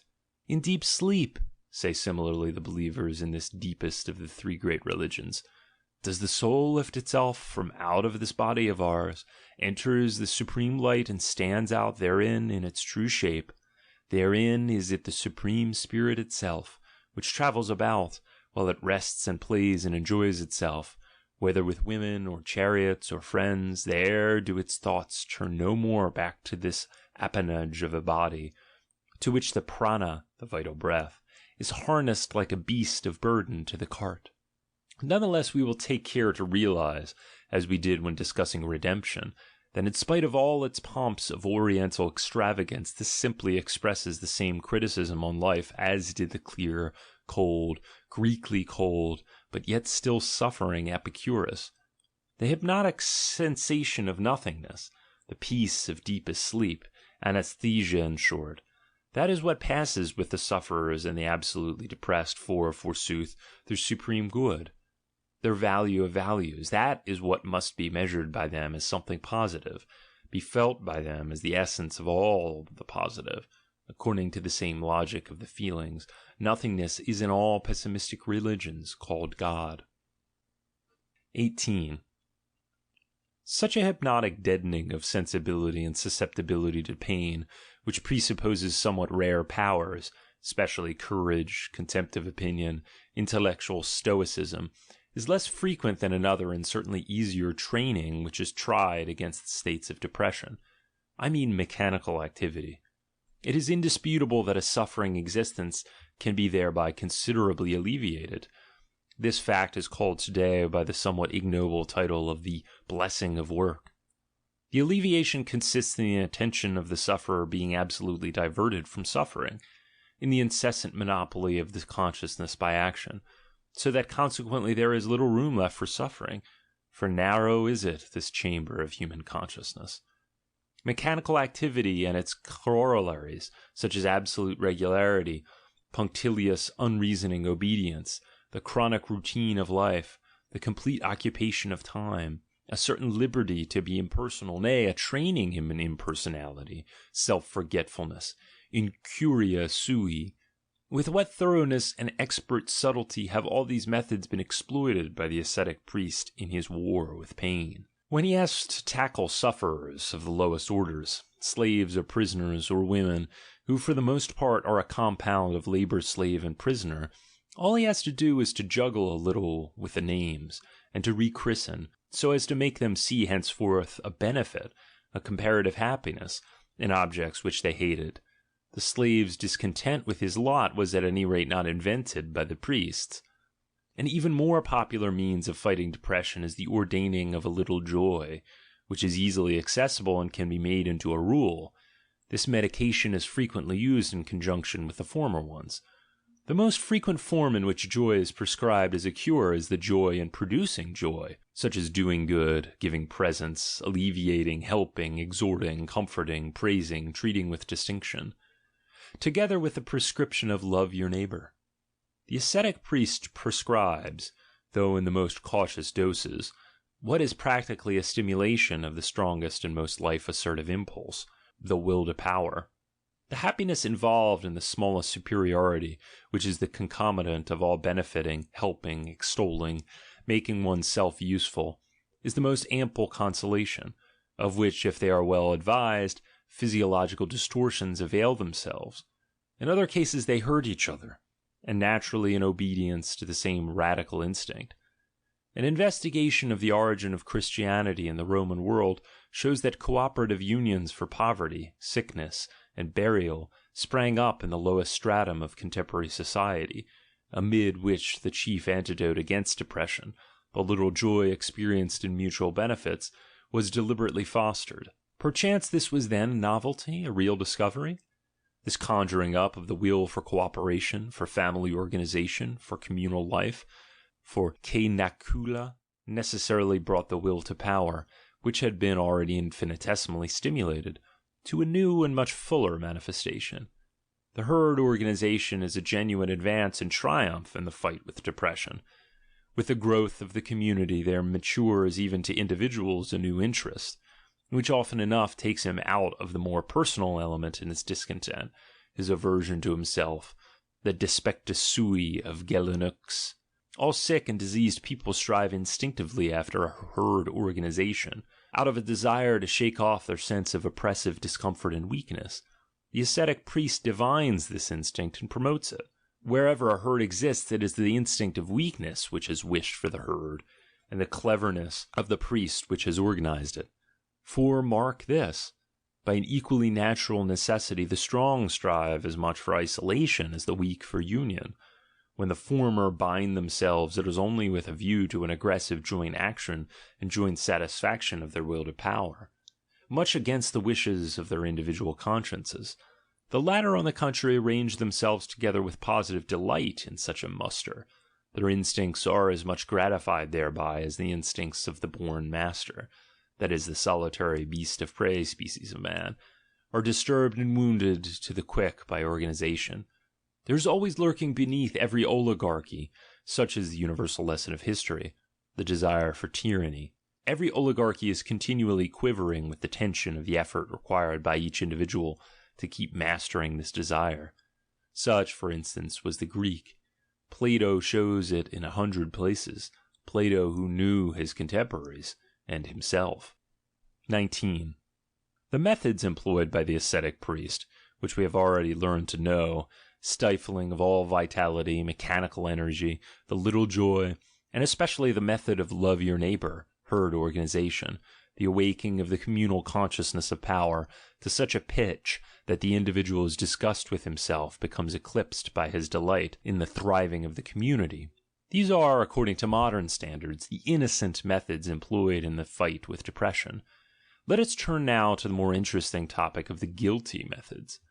The guilty methods spell one thing: to produce emotional excess. which is used as the most efficacious anesthetic against their depressing state of protracted pain. This is why priestly ingenuity has proved quite inexhaustible in thinking out this one question. By what means can you produce an emotional excess?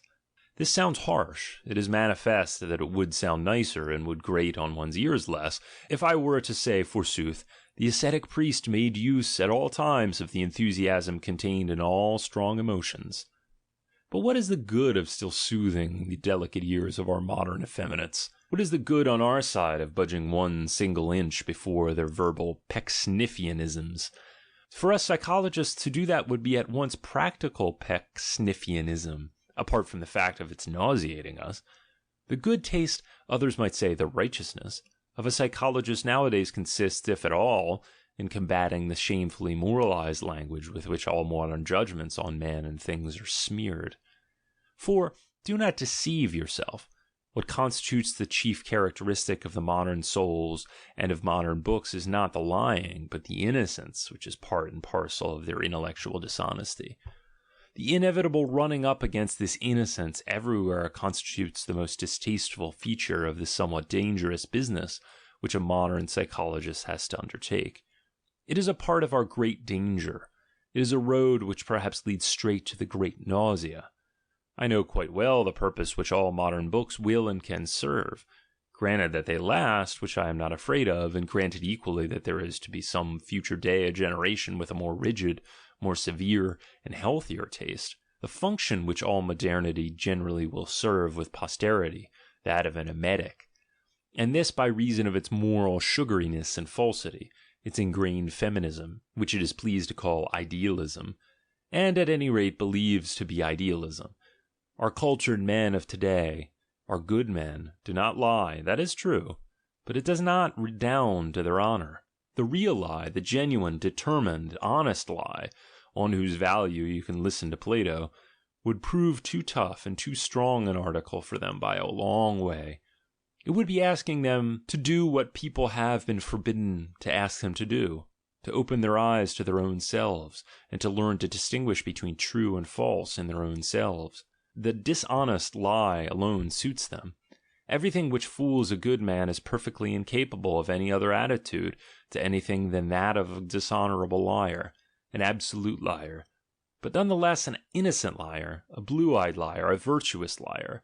These good men, they are all now tainted with morality through and through, and as far as honor is concerned, they are disgraced and corrupted for all eternity.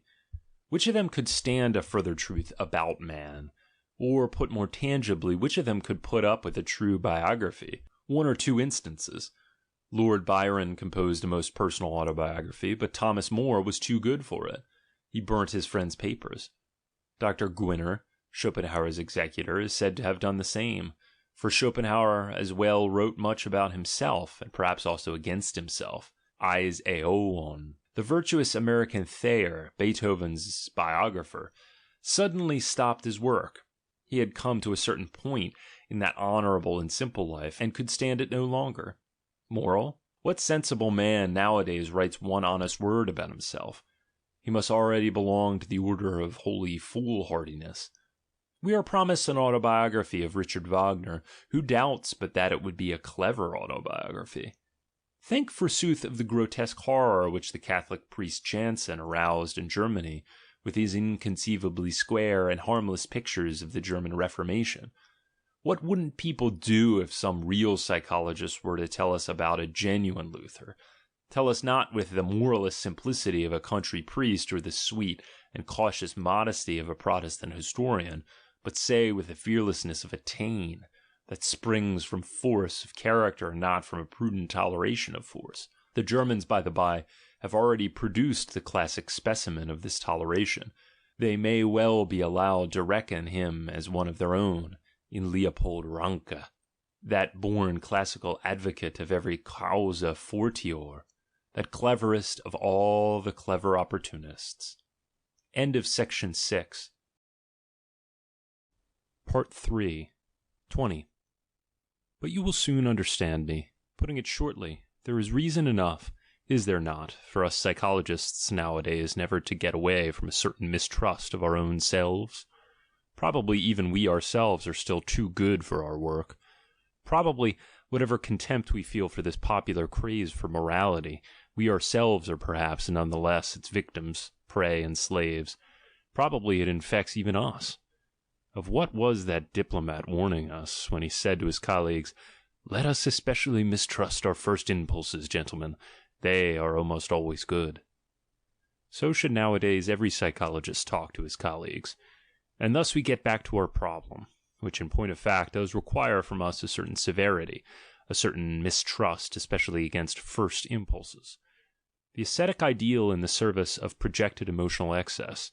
He who remembers the previous essay will already partially anticipate the essential meaning compressed into these above 10 words. The thorough unswitching of the human soul, the plunging of it into terror, frost, ardor, rapture, so as to free it, as though some lightning shock, from all the smallness and pettiness of unhappiness, depression, and discomfort.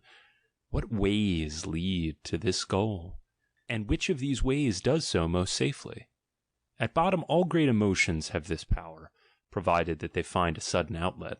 Emotions such as rage, fear, lust, revenge, hope, triumph, despair, cruelty. And in sooth, the ascetic priest has had no scruples in taking into his service the whole pack of hounds that rage in the human kennel, unleashing now these and now those, with the same constant of waking man out of his protracted melancholy, of chasing away, at any rate for a time, his dull pain, his shrinking misery, but always under the sanction of a religious interpretation and justification. This emotional excess has subsequently to be paid for. This is self-evident. It makes the ill more ill, and therefore this kind of remedy for pain is, according to modern standards, a guilty kind.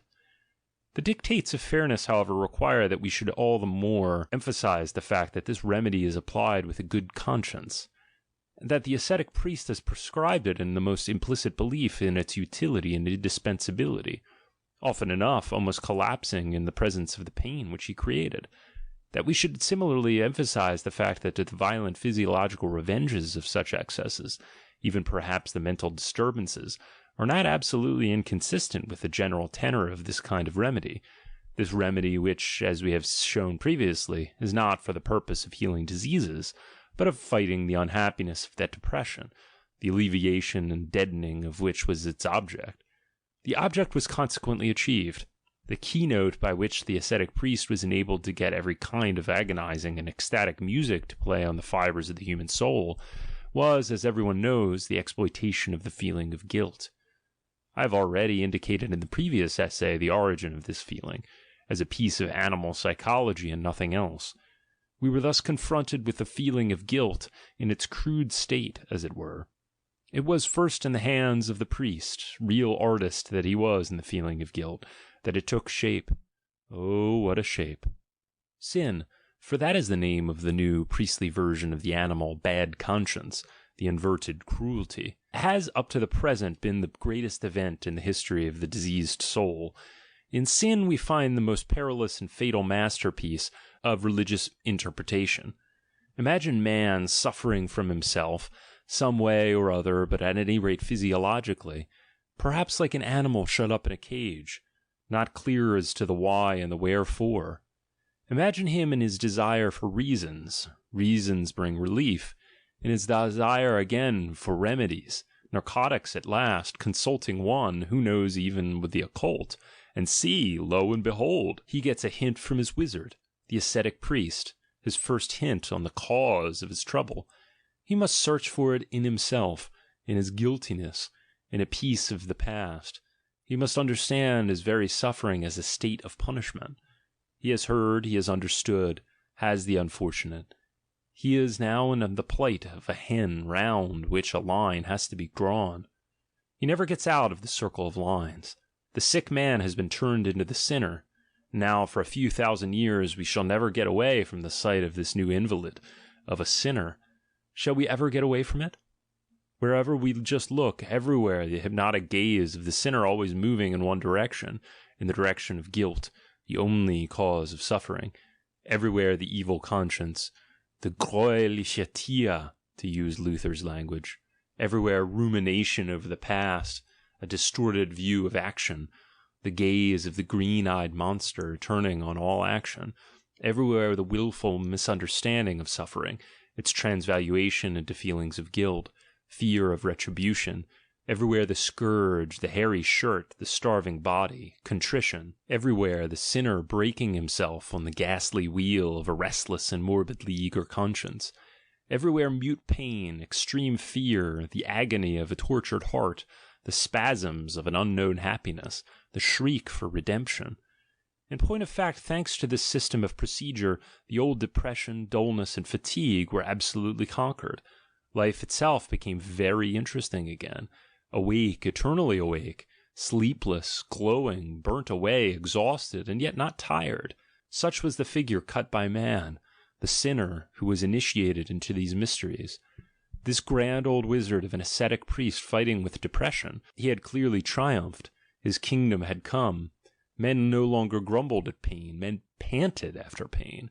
More pain, more pain. So for centuries on end shrieked the demands of his acolytes and initiates.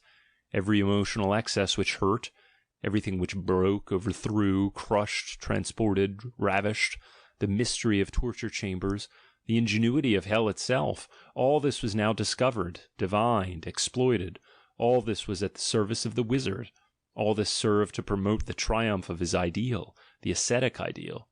"My kingdom is not of this world," quoth he, both at the beginning and at the end.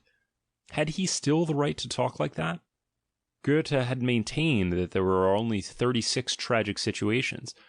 We would infer from that, did we not know otherwise, that Goethe was no ascetic priest. He knows more. 21. So far as all this kind of priestly medicine-mongering, the guilty kind, is concerned, every word of criticism is superfluous. As for the suggestion that emotional excess of the type, which in these cases the ascetic priest is fain to order to his sick patients, under the most sacred euphemism as is obvious, and equally impregnated with the sanctity of his purpose, has ever really been of use to any sick man, who, forsooth, would feel inclined to maintain a proposition of that character. At any rate, some understanding should become as to the expression, be of use. If you only wish to express that such a system of treatment has reformed man, I do not gainsay it. I merely add that reformed conveys to my mind much as tamed, weakened, discouraged, refined, daintified, emasculated, and thus it means almost as much as injured. But when you have to deal principally with sick, depressed, and oppressed creatures, such a system, even granted that it makes the ill better, under any circumstances also makes them more ill. Ask the mad doctors the invariable result of a methodical application of penance torture, contritions, and salvation ecstasies. Similarly ask history.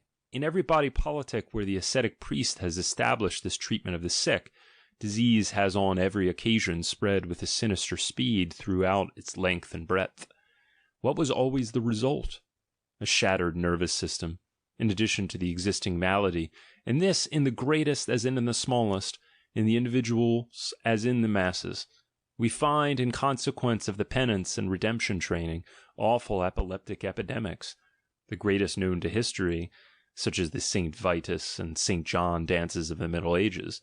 We find, as another phase of its after effect, frightful mutilations and chronic depressions, by means of which the temperament of a nation or a city, Geneva, Bale, is turned once for all into its opposite. This training, again, is responsible for the witch hysteria, a phenomenon analogous to somnambulism, 8 great epidemic outbursts of this only between 1564 and 1605. We find similarly in its train those delirious death cravings of large masses, whose awful shriek, Viva la morte, was heard over the whole of Europe, now interrupted by voluptuous variations and anon by a rage for destruction, just as the same emotional sequence with the same intermittencies and sudden changes is now universally observed in every case where the ascetic doctrine of sin scores once more a great success. Religious neurosis appears as a manifestation of the devil. There is no doubt about it. What is it? Quaeritur. Speaking generally, the ascetic ideal and its sublime moral cult, this most ingenious, reckless, and perilous systematization of all methods of emotional excess, is writ large in a dreadful and unforgettable fashion on the whole history of man, and unfortunately not only on history. I was scarcely able to put forward any other element which attacked the health and rare efficiency of Europeans with more destructive power than did this ideal. It can be dubbed, without exaggeration, the real fatality in the history of the health of the European man. At the most, you can merely draw a comparison with the specifically German influence. I mean the alcohol poisoning of Europe, which up to the present has kept pace exactly with the political and racial predominance of the Germans. Where they inoculated their blood, there too did they inoculate their vice. Third in the series comes syphilis, magno sed proximo intervallo. 22.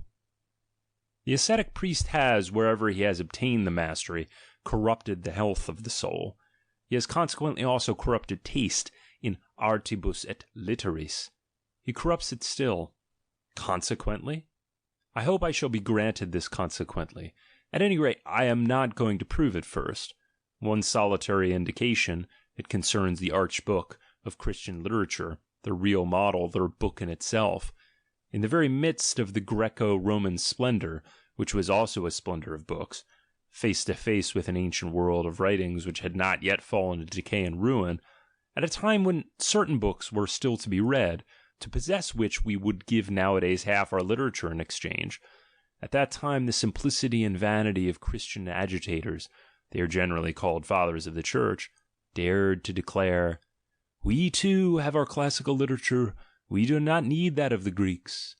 And meanwhile they proudly pointed to their books and legends, their letters of apostles, and their apologetic tractlets, just in the same way that today the English Salvation Army wages its fight against Shakespeare and other heathens with an analogous literature.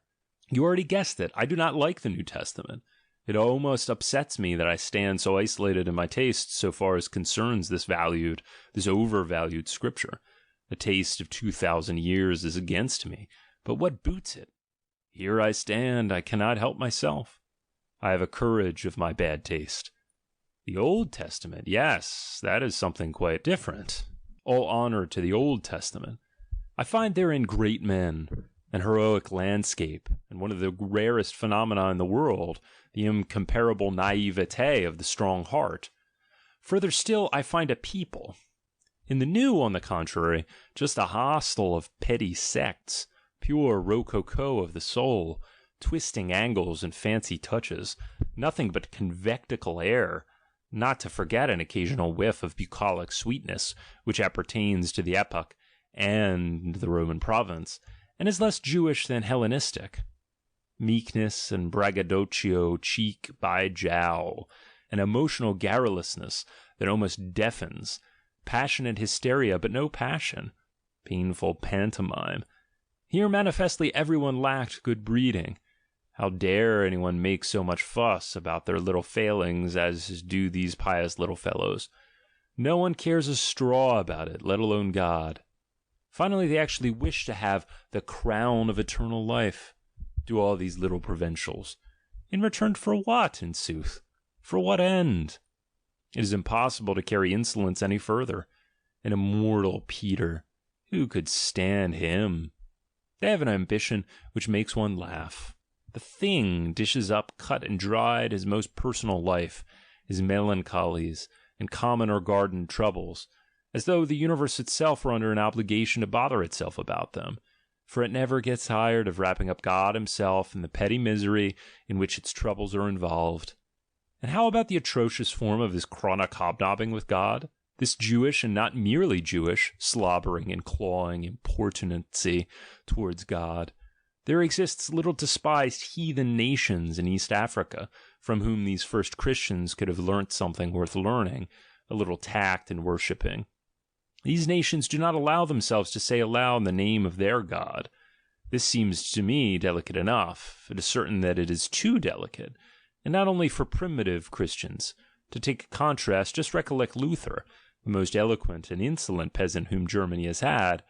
Think of the Lutheran tone, in which he felt quite the most in his element during his tete-a-tetes with God. Luther's opposition to the medieval saints of the Church, in particular against that devil's hog, the Pope, was, there is no doubt, at bottom the opposition of a boor, who was offended at the good etiquette of the church, that worship etiquette of the sacerdotal code, which only admits to the holy of holies the initiated and the silent, and shuts the door against the boors. These definitely were not to be allowed a hearing in this planet, but Luther the peasant simply wished it otherwise. As it was not German enough for him. He personally wished himself to talk direct, to talk personally, to talk straight from the shoulder with his God. Well, he's done it. The ascetic ideal, you will guess, was at no time and in no place a school of good taste, still less of good manners. At the best it was a school for sacerdotal manners. That is, it contains in itself something which was a deadly enemy to all good manners. Lack of measure, opposition to measure, it is itself a non plus ultra. 23.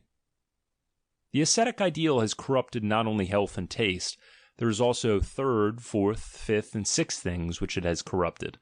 I shall take care not to go through the catalogue. When should I get to the end?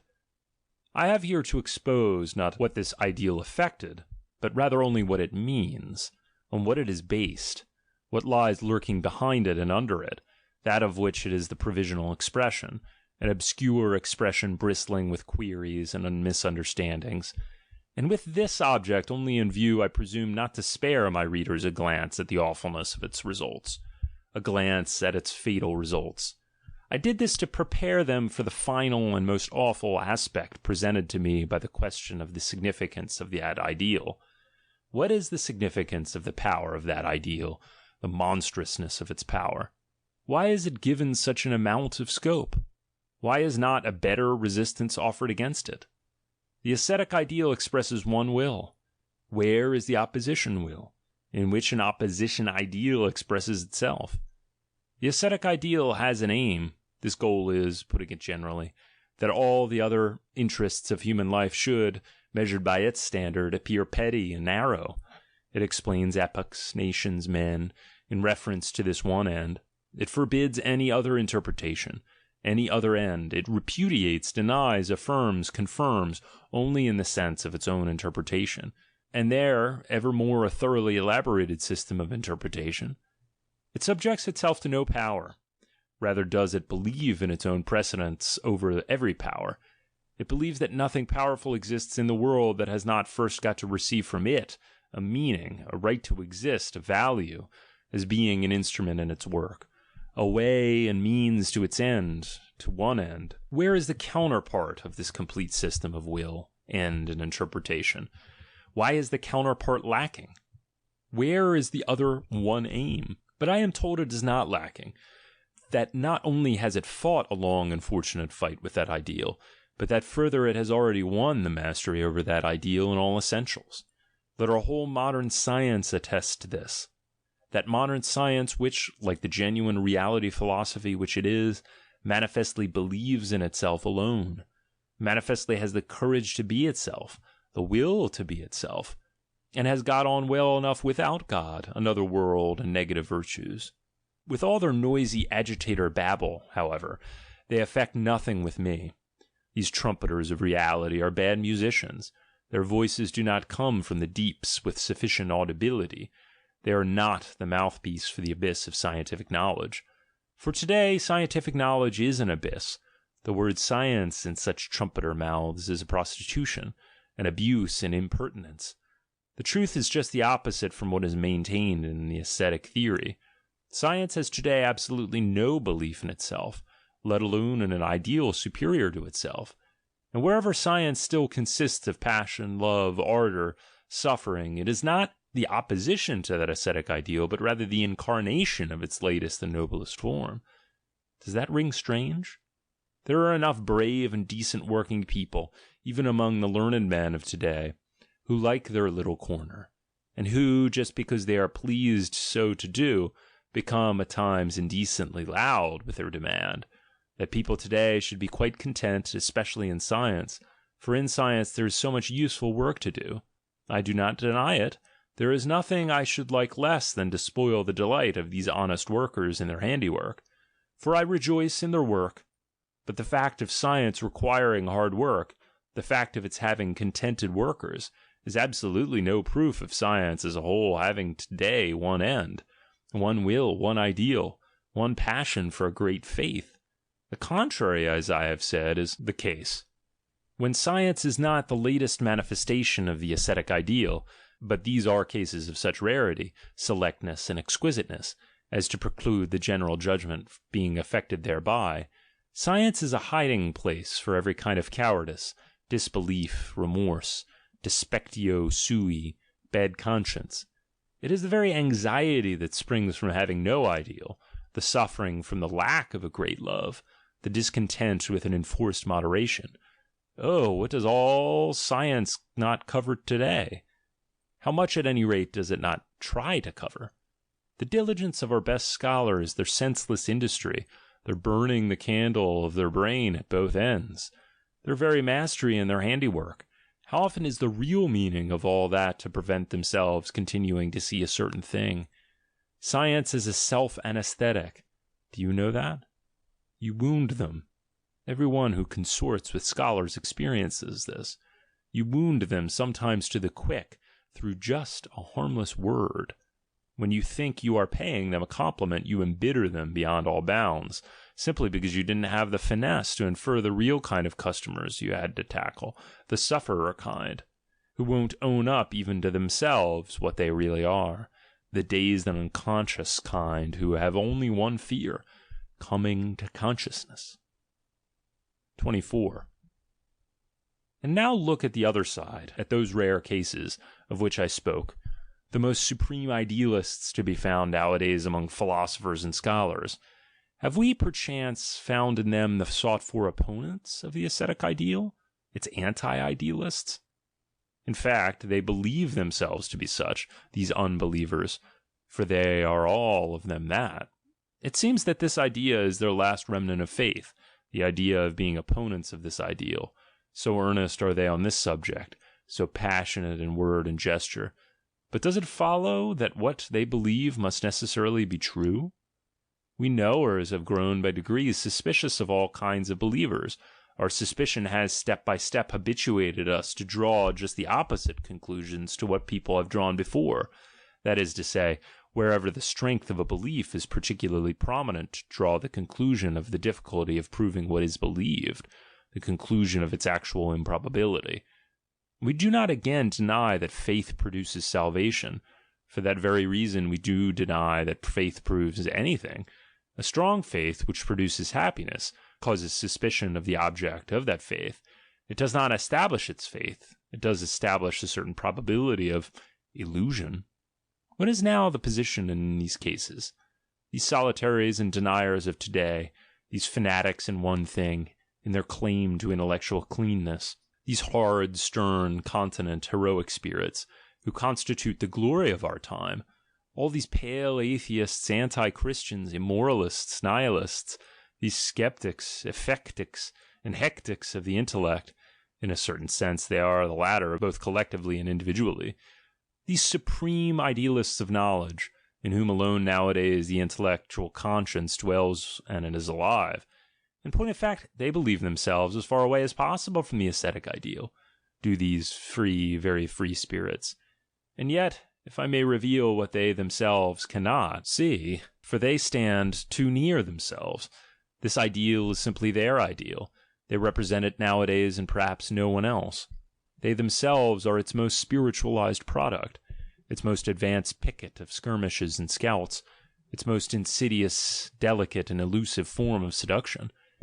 If I am in any way a reader of riddles, then I will be one with this sentence: for some time past there have been no free spirits, for they still believe in truth.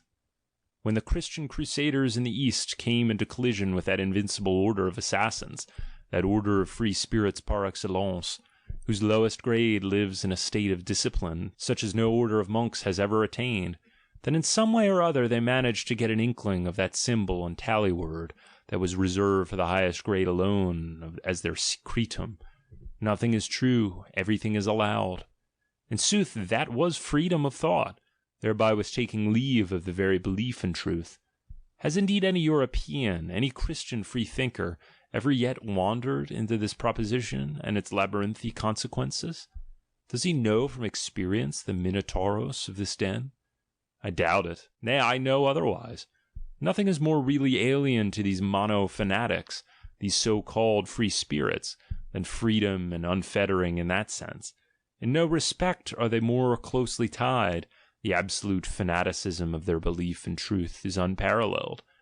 I know all this perhaps too much from experience at close quarters, that dignified philosophic abstinence to which a belief like that binds its adherents, that stoicism of the intellect, which eventually vetoes negation as rigidly as it does affirmation, that wish for standing still in front of the actual, the factum brutum, that fatalism in petit fait, c'est petit fatalisme, as I call it, in which French science now attempts a kind of moral superiority over the German.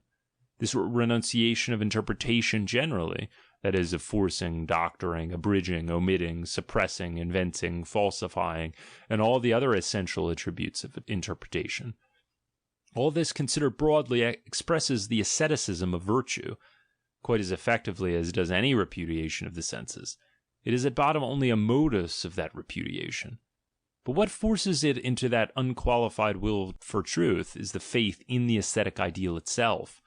Even though it takes the form of its unconscious imperatives, making no mistake about it, it is the faith, I repeat, in a metaphysical value, an intrinsic value of truth, of a character which only warranted and guaranteed in this ideal. It stands or falls with this ideal. Judged strictly, there does not exist a science without its hypotheses. The thought of such a science is inconceivable, illogical. A philosophy, a faith, must always exist first to enable science to gain thereby a direction, a meaning, a limit and method, a right to existence. He who holds a contrary opinion on the subject, he, for example, who takes it upon himself to establish philosophy upon a strictly scientific basis, has first got to turn upside down not only philosophy but also the truth itself, the gravest insult which could possibly be offered to two such respectable females. Yes, there is no doubt about it. And here I quote my Joyful Wisdom, Book 5, Aphorism 344. The man who is truthful in that daring and extreme fashion, which is the presupposition of faith in science, asserts thereby a different world from that of life, nature, and history. And in so far as he asserts the existence of that different world, must he not similarly repudiate its counterpart, this world, our world? The belief on which our faith in science is based has remained to this day a metaphysical belief. Even we knowers of today, we godless foes of metaphysics, we too take our fire from that conflagration which was kindled by 1,000-year-old faith, from that Christian belief, which was also Plato's belief, the belief that God is truth, that truth is divine. But what if this belief becomes more and more incredible? What if nothing proves itself to be divine, unless it be error, blindness, lies? What if God himself proved himself to be our oldest lie? It is necessary to stop at this point and to consider the situation carefully. Science itself now needs a justification, which is not for a minute to say that there is such a justification. Turn in this context to the most ancient and most modern philosophers. They all fail to realize the extent of the need of a justification on the part of the will to truth. Here is a gap in every philosophy. What is it caused by? Because up to the present the ascetic ideal dominated all philosophy, because truth was fixed as being, as God, as supreme court of appeal, because truth was not allowed to be a problem. Do you understand this allowed? From the minute that the belief in the God of the ascetic ideal is repudiated, there exists a new problem, the problem of the value of truth. The will for truth needed a critique. Let us define by these words our own task. The value of truth is tentatively to be called into question. If this seems too laconically expressed, I recommend the reader to peruse again that passage from the Joyful Wisdom which bears the title, How Far We Are Also Still Pious, Aphorism 344, and best of all, the whole 5th book of that work, as well as the preface to Dawn of Day. 25. No, you can't get round me with science when I search for the natural antagonists of the ascetic ideal. When I put the question, where is the opposed will in which the opponent ideal expresses itself? Science is not, by a long way, independent enough to fulfill this function. In every department, science needs an ideal value, a power which creates values, and in whose service it can believe in itself. Science itself never creates values. Its relation to the ascetic ideal is not in itself antagonistic. Speaking roughly, it rather represents the progressive force in the inner evolution of that ideal. Tested more exactly, its opposition and antagonism are concerned not with the ideal itself, but only with that ideal's outworks, its outer garb, its masquerade, with its temporary hardening, stiffening, and dogmatizing. It makes the life in the ideal free once more, while it repudiates its superficial elements. These two phenomena, science and the ascetic ideal, both rest on the same basis. I have already made this clear. The basis, I say, of the same over-appreciation of truth. More accurately, the same belief in the impossibility of valuing and of criticizing truth. And consequently they are necessarily allies, so that, in the event of their being attacked, they must always be attacked and called into question together. A valuation of the ascetic ideal inevitably entails a valuation of science as well. Lose no time in seeing this clearly, and be sharp to catch it. Art, I am speaking provisionally, for I will treat it on some other occasion in greater detail. Art, I repeat, in which lying is sanctified and the will for deception has good conscience on its side, is much more fundamentally opposed to the ascetic ideal than is science. Plato's instinct felt this. Plato, the greatest enemy of art which Europe has produced up to the present. Plato versus Homer, that is the complete, the true antagonism. On the one side, the whole-hearted transcendental, the great defamer of life. On the other, its involuntary panegyrist, the golden nature. An artistic subservience to the service of the ascetic ideal is consequently the most absolute artistic corruption that there can be, though unfortunately it is one of the most frequent phases, for nothing is more corruptible than an artist.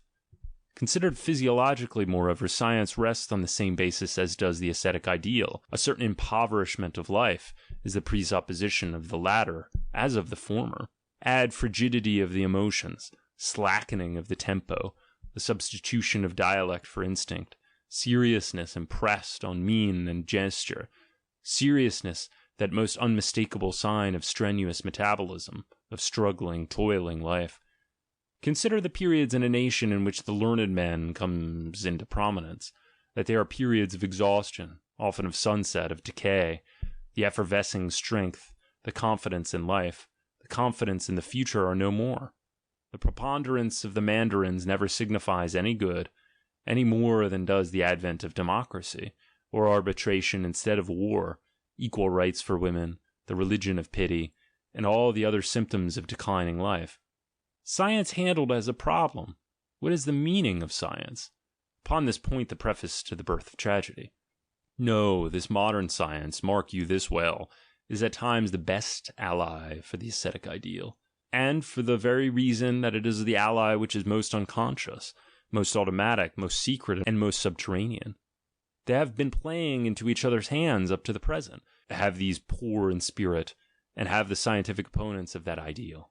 Take care, by the by, not to think that these opponents are the antithesis of this ideal, that they are the rich in spirit, that they are not.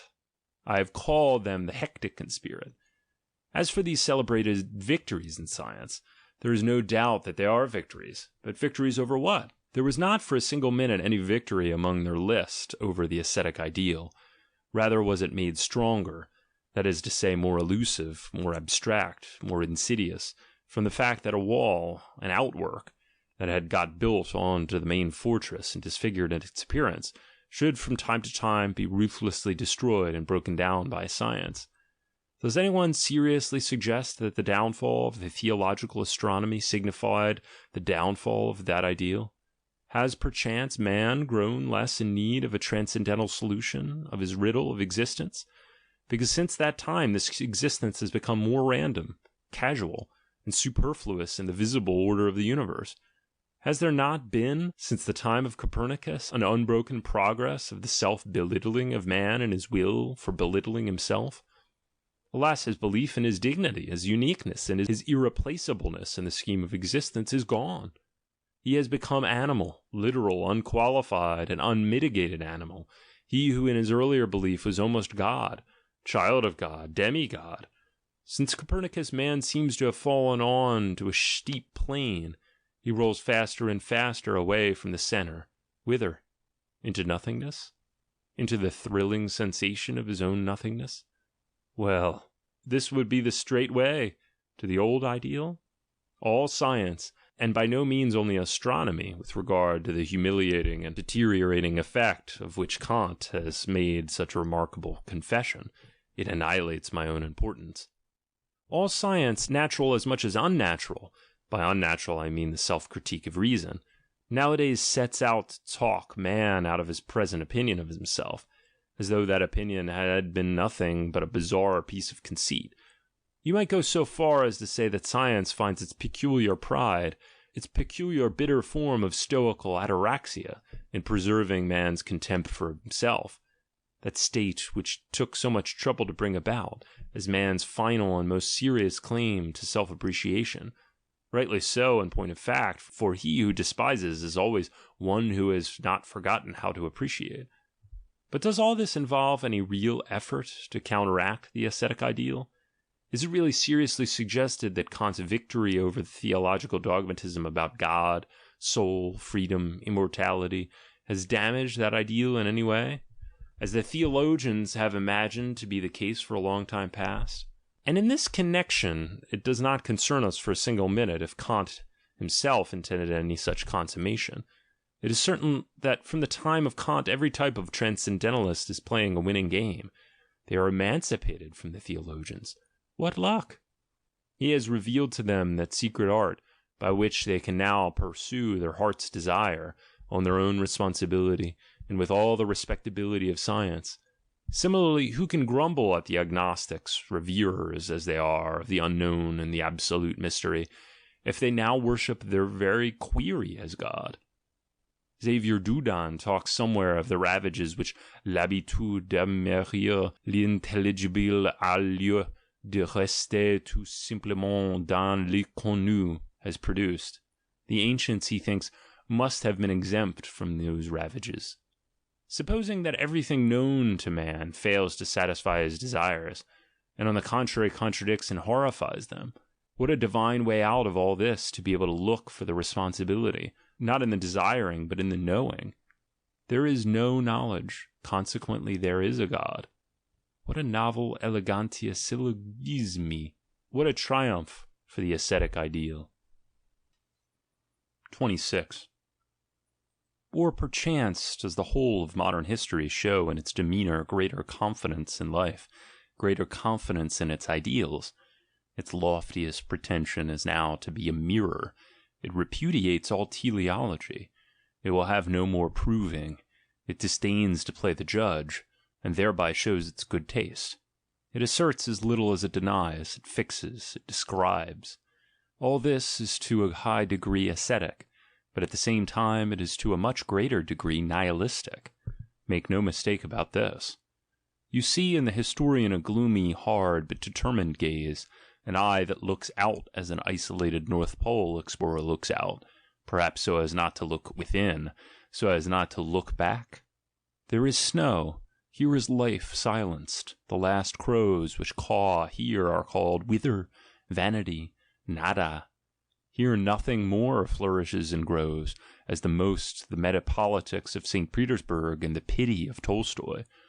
But as for that other school of historians, a perhaps still more modern school, a voluptuous and lascivious school which ogles life and the ascetic ideal with equal fervour, which uses the word artist as a glove, and has nowadays established the corner for itself in all the praise given to contemplation, oh, what a thirst do these sweet intellectuals excite even for ascetics in winter landscapes! Nay, the devil take these contemplative folk. How much liefer would I wandered with those historical nihilists through the gloomiest grey, cold mist. Nay, I shall not mind listening, supposing I have to choose, to one who is completely unhistorical and anti-historical, a man like Dühring, for instance, over whose periods a hitherto shy and unavowed species of beautiful souls has grown intoxicated in contemporary Germany, the species anarchistica, with their educated proletariat. The contemplative are 100 times worse. I never knew anything which produced such intense nausea as one of those objective chairs, one of those scented mannequins about town of history, a thing half priest, half satyr, renon parfum, which betrays by the high, shrill falsetto of his applause what he lacks and where he lacks it, who betrays where in this case the fates have plied their ghastly shears, alas, in too surgeon-like a fashion. This is distasteful to me, and irritates my patience. Let him keep patient at such sights, who has nothing to lose thereby. Such a sight enrages me. Such spectators embitter me against the play. Even more does that play itself, history itself, you understand. Anacreontic moods imperceptibly come over me. This nature, who gave to the steer its horn, to the lion its kesu odonton. For what purpose did nature give me my foot? To kick, by Saint Anacreon, and not merely to run away. To trample on all the worm-eaten chairs, the cowardly contemplators, the lascivious eunuchs of history, the flirters with ascetic ideals, the righteous hypocrites of impotence.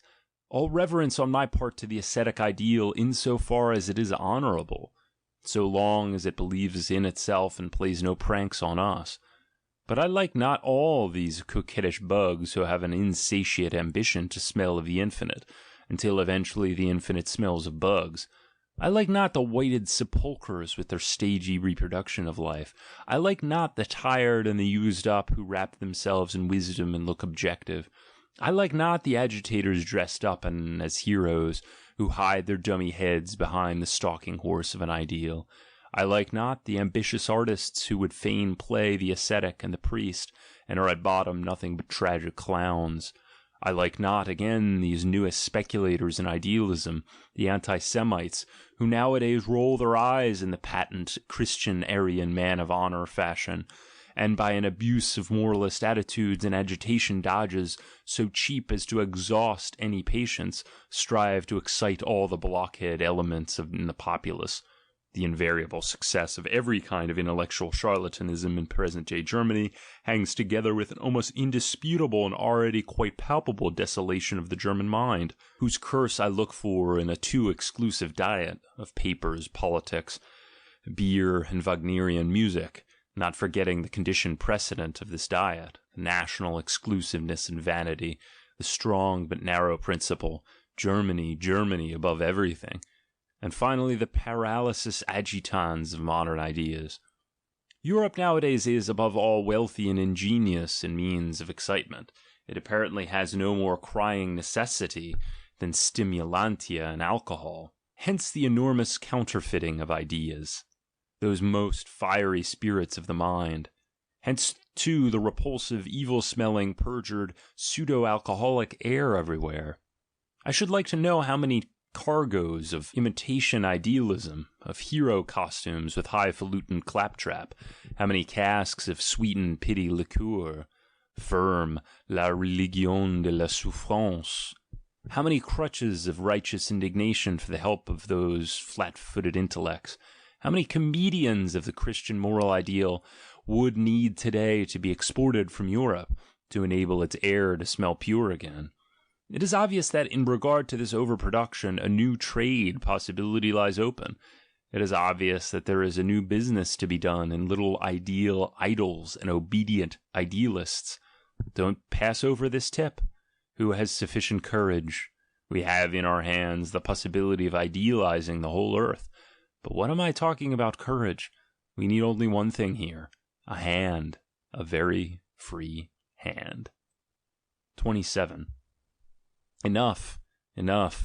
Let us leave these curiosities and complexities of the modern spirit, which excite as much laughter as disgust.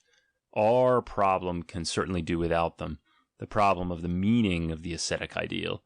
What has it got to do with yesterday or today?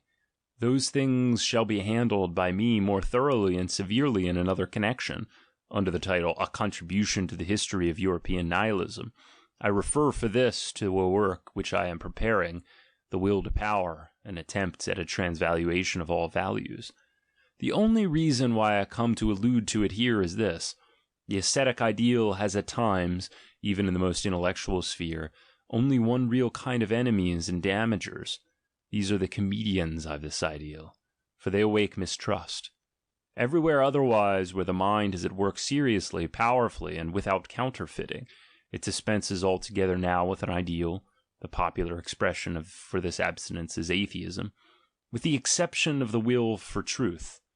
But this will, this remnant of an ideal is, if you will believe me, that ideal itself in its severest and cleverest formulation, esoteric through and through, stripped of all outworks, and consequently not so much its remnant as its kernel.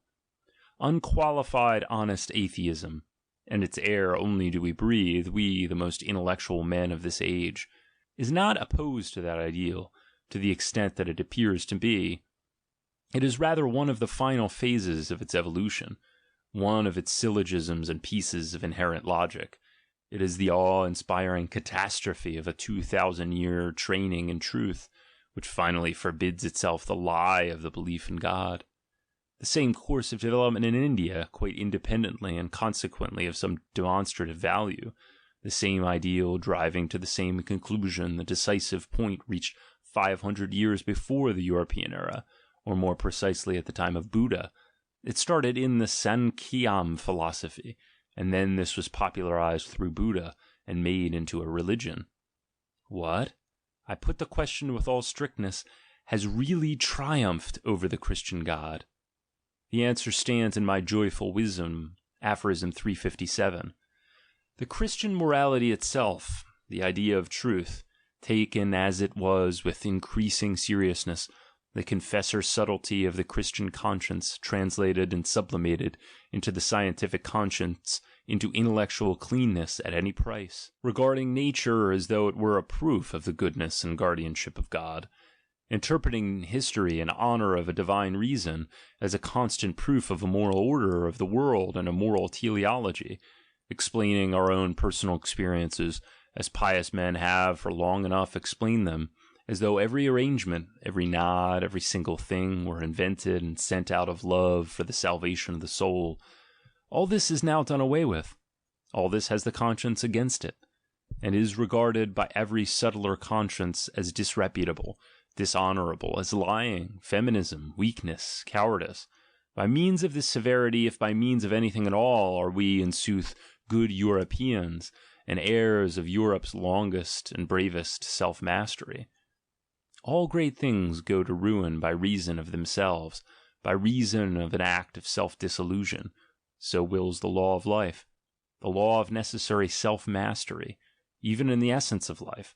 Ever is the lawgiver finally exposed to the cry, patere legem quam ipse tulisti. In thus wise did Christianity go to ruin as a dogma, through its own morality. In thus wise must Christianity go again to ruin today as a morality. We are standing on the threshold of this event. After Christian truthfulness has drawn one conclusion after another, it finally draws its strongest conclusion, its conclusion against itself. This, however, happens when it puts the question, what is the meaning of every will for truth? And here again do I touch on my problem, on our problem, my unknown friends.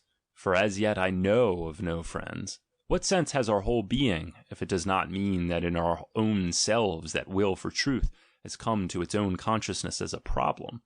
By reason of this attainment of self-consciousness on the part of the will for truth, morality from henceforward, there is no doubt about it, goes to pieces. This is that great 100-act play that is reserved for the next 2 centuries of Europe, the most terrible, the most mysterious, and perhaps also the most hopeful of all plays. 28. If you accept the ascetic ideal, man, the animal man, has no meaning. His existence on earth contained no end. What is the purpose of man at all? Was a question without an answer. The will for man and the world was lacking. Behind every great human destiny rang as a refrain a still greater vanity. The ascetic ideal simply means this, that something was lacking, that a tremendous void encircled man. He did not know how to justify himself, to explain himself, to affirm himself. He suffered from the problem of his own meaning. He suffered also in other ways. He was, in the main, a diseased animal. But his problem was not suffering itself, but the lack of an answer to that crying question: to what purpose do we suffer? Man, the bravest animal and the one most inured to suffering, does not repudiate suffering in itself. He wills it, he even seeks it out, provided that he is shown a meaning for it, a purpose for suffering. Not suffering, but the senselessness of suffering was the curse which till then lay spread over humanity, and the ascetic ideal gave it a meaning. It was up till then the only meaning, but any meaning is better than no meaning. The ascetic ideal was in that connection the faute de mieux par excellence that existed at that time. In that ideal, suffering found an explanation. The tremendous gap seemed filled. The door to all suicidal nihilism was closed. The explanation, there is no doubt about it, brought in its train new suffering, deeper, more penetrating, more venomous, gnawing more brutally into life. It brought all suffering under the perspective of guilt. But in spite of that, man was saved thereby. He had a meaning, and from henceforth was no more like a leaf in the wind, a shuttlecock of chance, of nonsense. He could now will something, absolutely immaterial to what end, to what purpose, with what means he wished. The will itself was saved. It is absolutely impossible to disguise what, in point of fact, is made clear by complete will that has taken its direction from the ascetic ideal. This hate of the human, and even more of the animal, and more still of the material, this horror of the senses, of reason itself, this fear of happiness and beauty, this desire to get right away from all illusion, change, growth, death, wishing, and even desiring, all this means, let us have the courage to grasp it, a will for nothingness, a will opposed to life, a repudiation of the most fundamental conditions of life. But it is and remains a will. And to say at the end that which I said at the beginning, man will wish nothingness rather than not wish at all. End of section 7. Recording by Jeffrey Church. End of the Genealogy of Morals by Friedrich Nietzsche.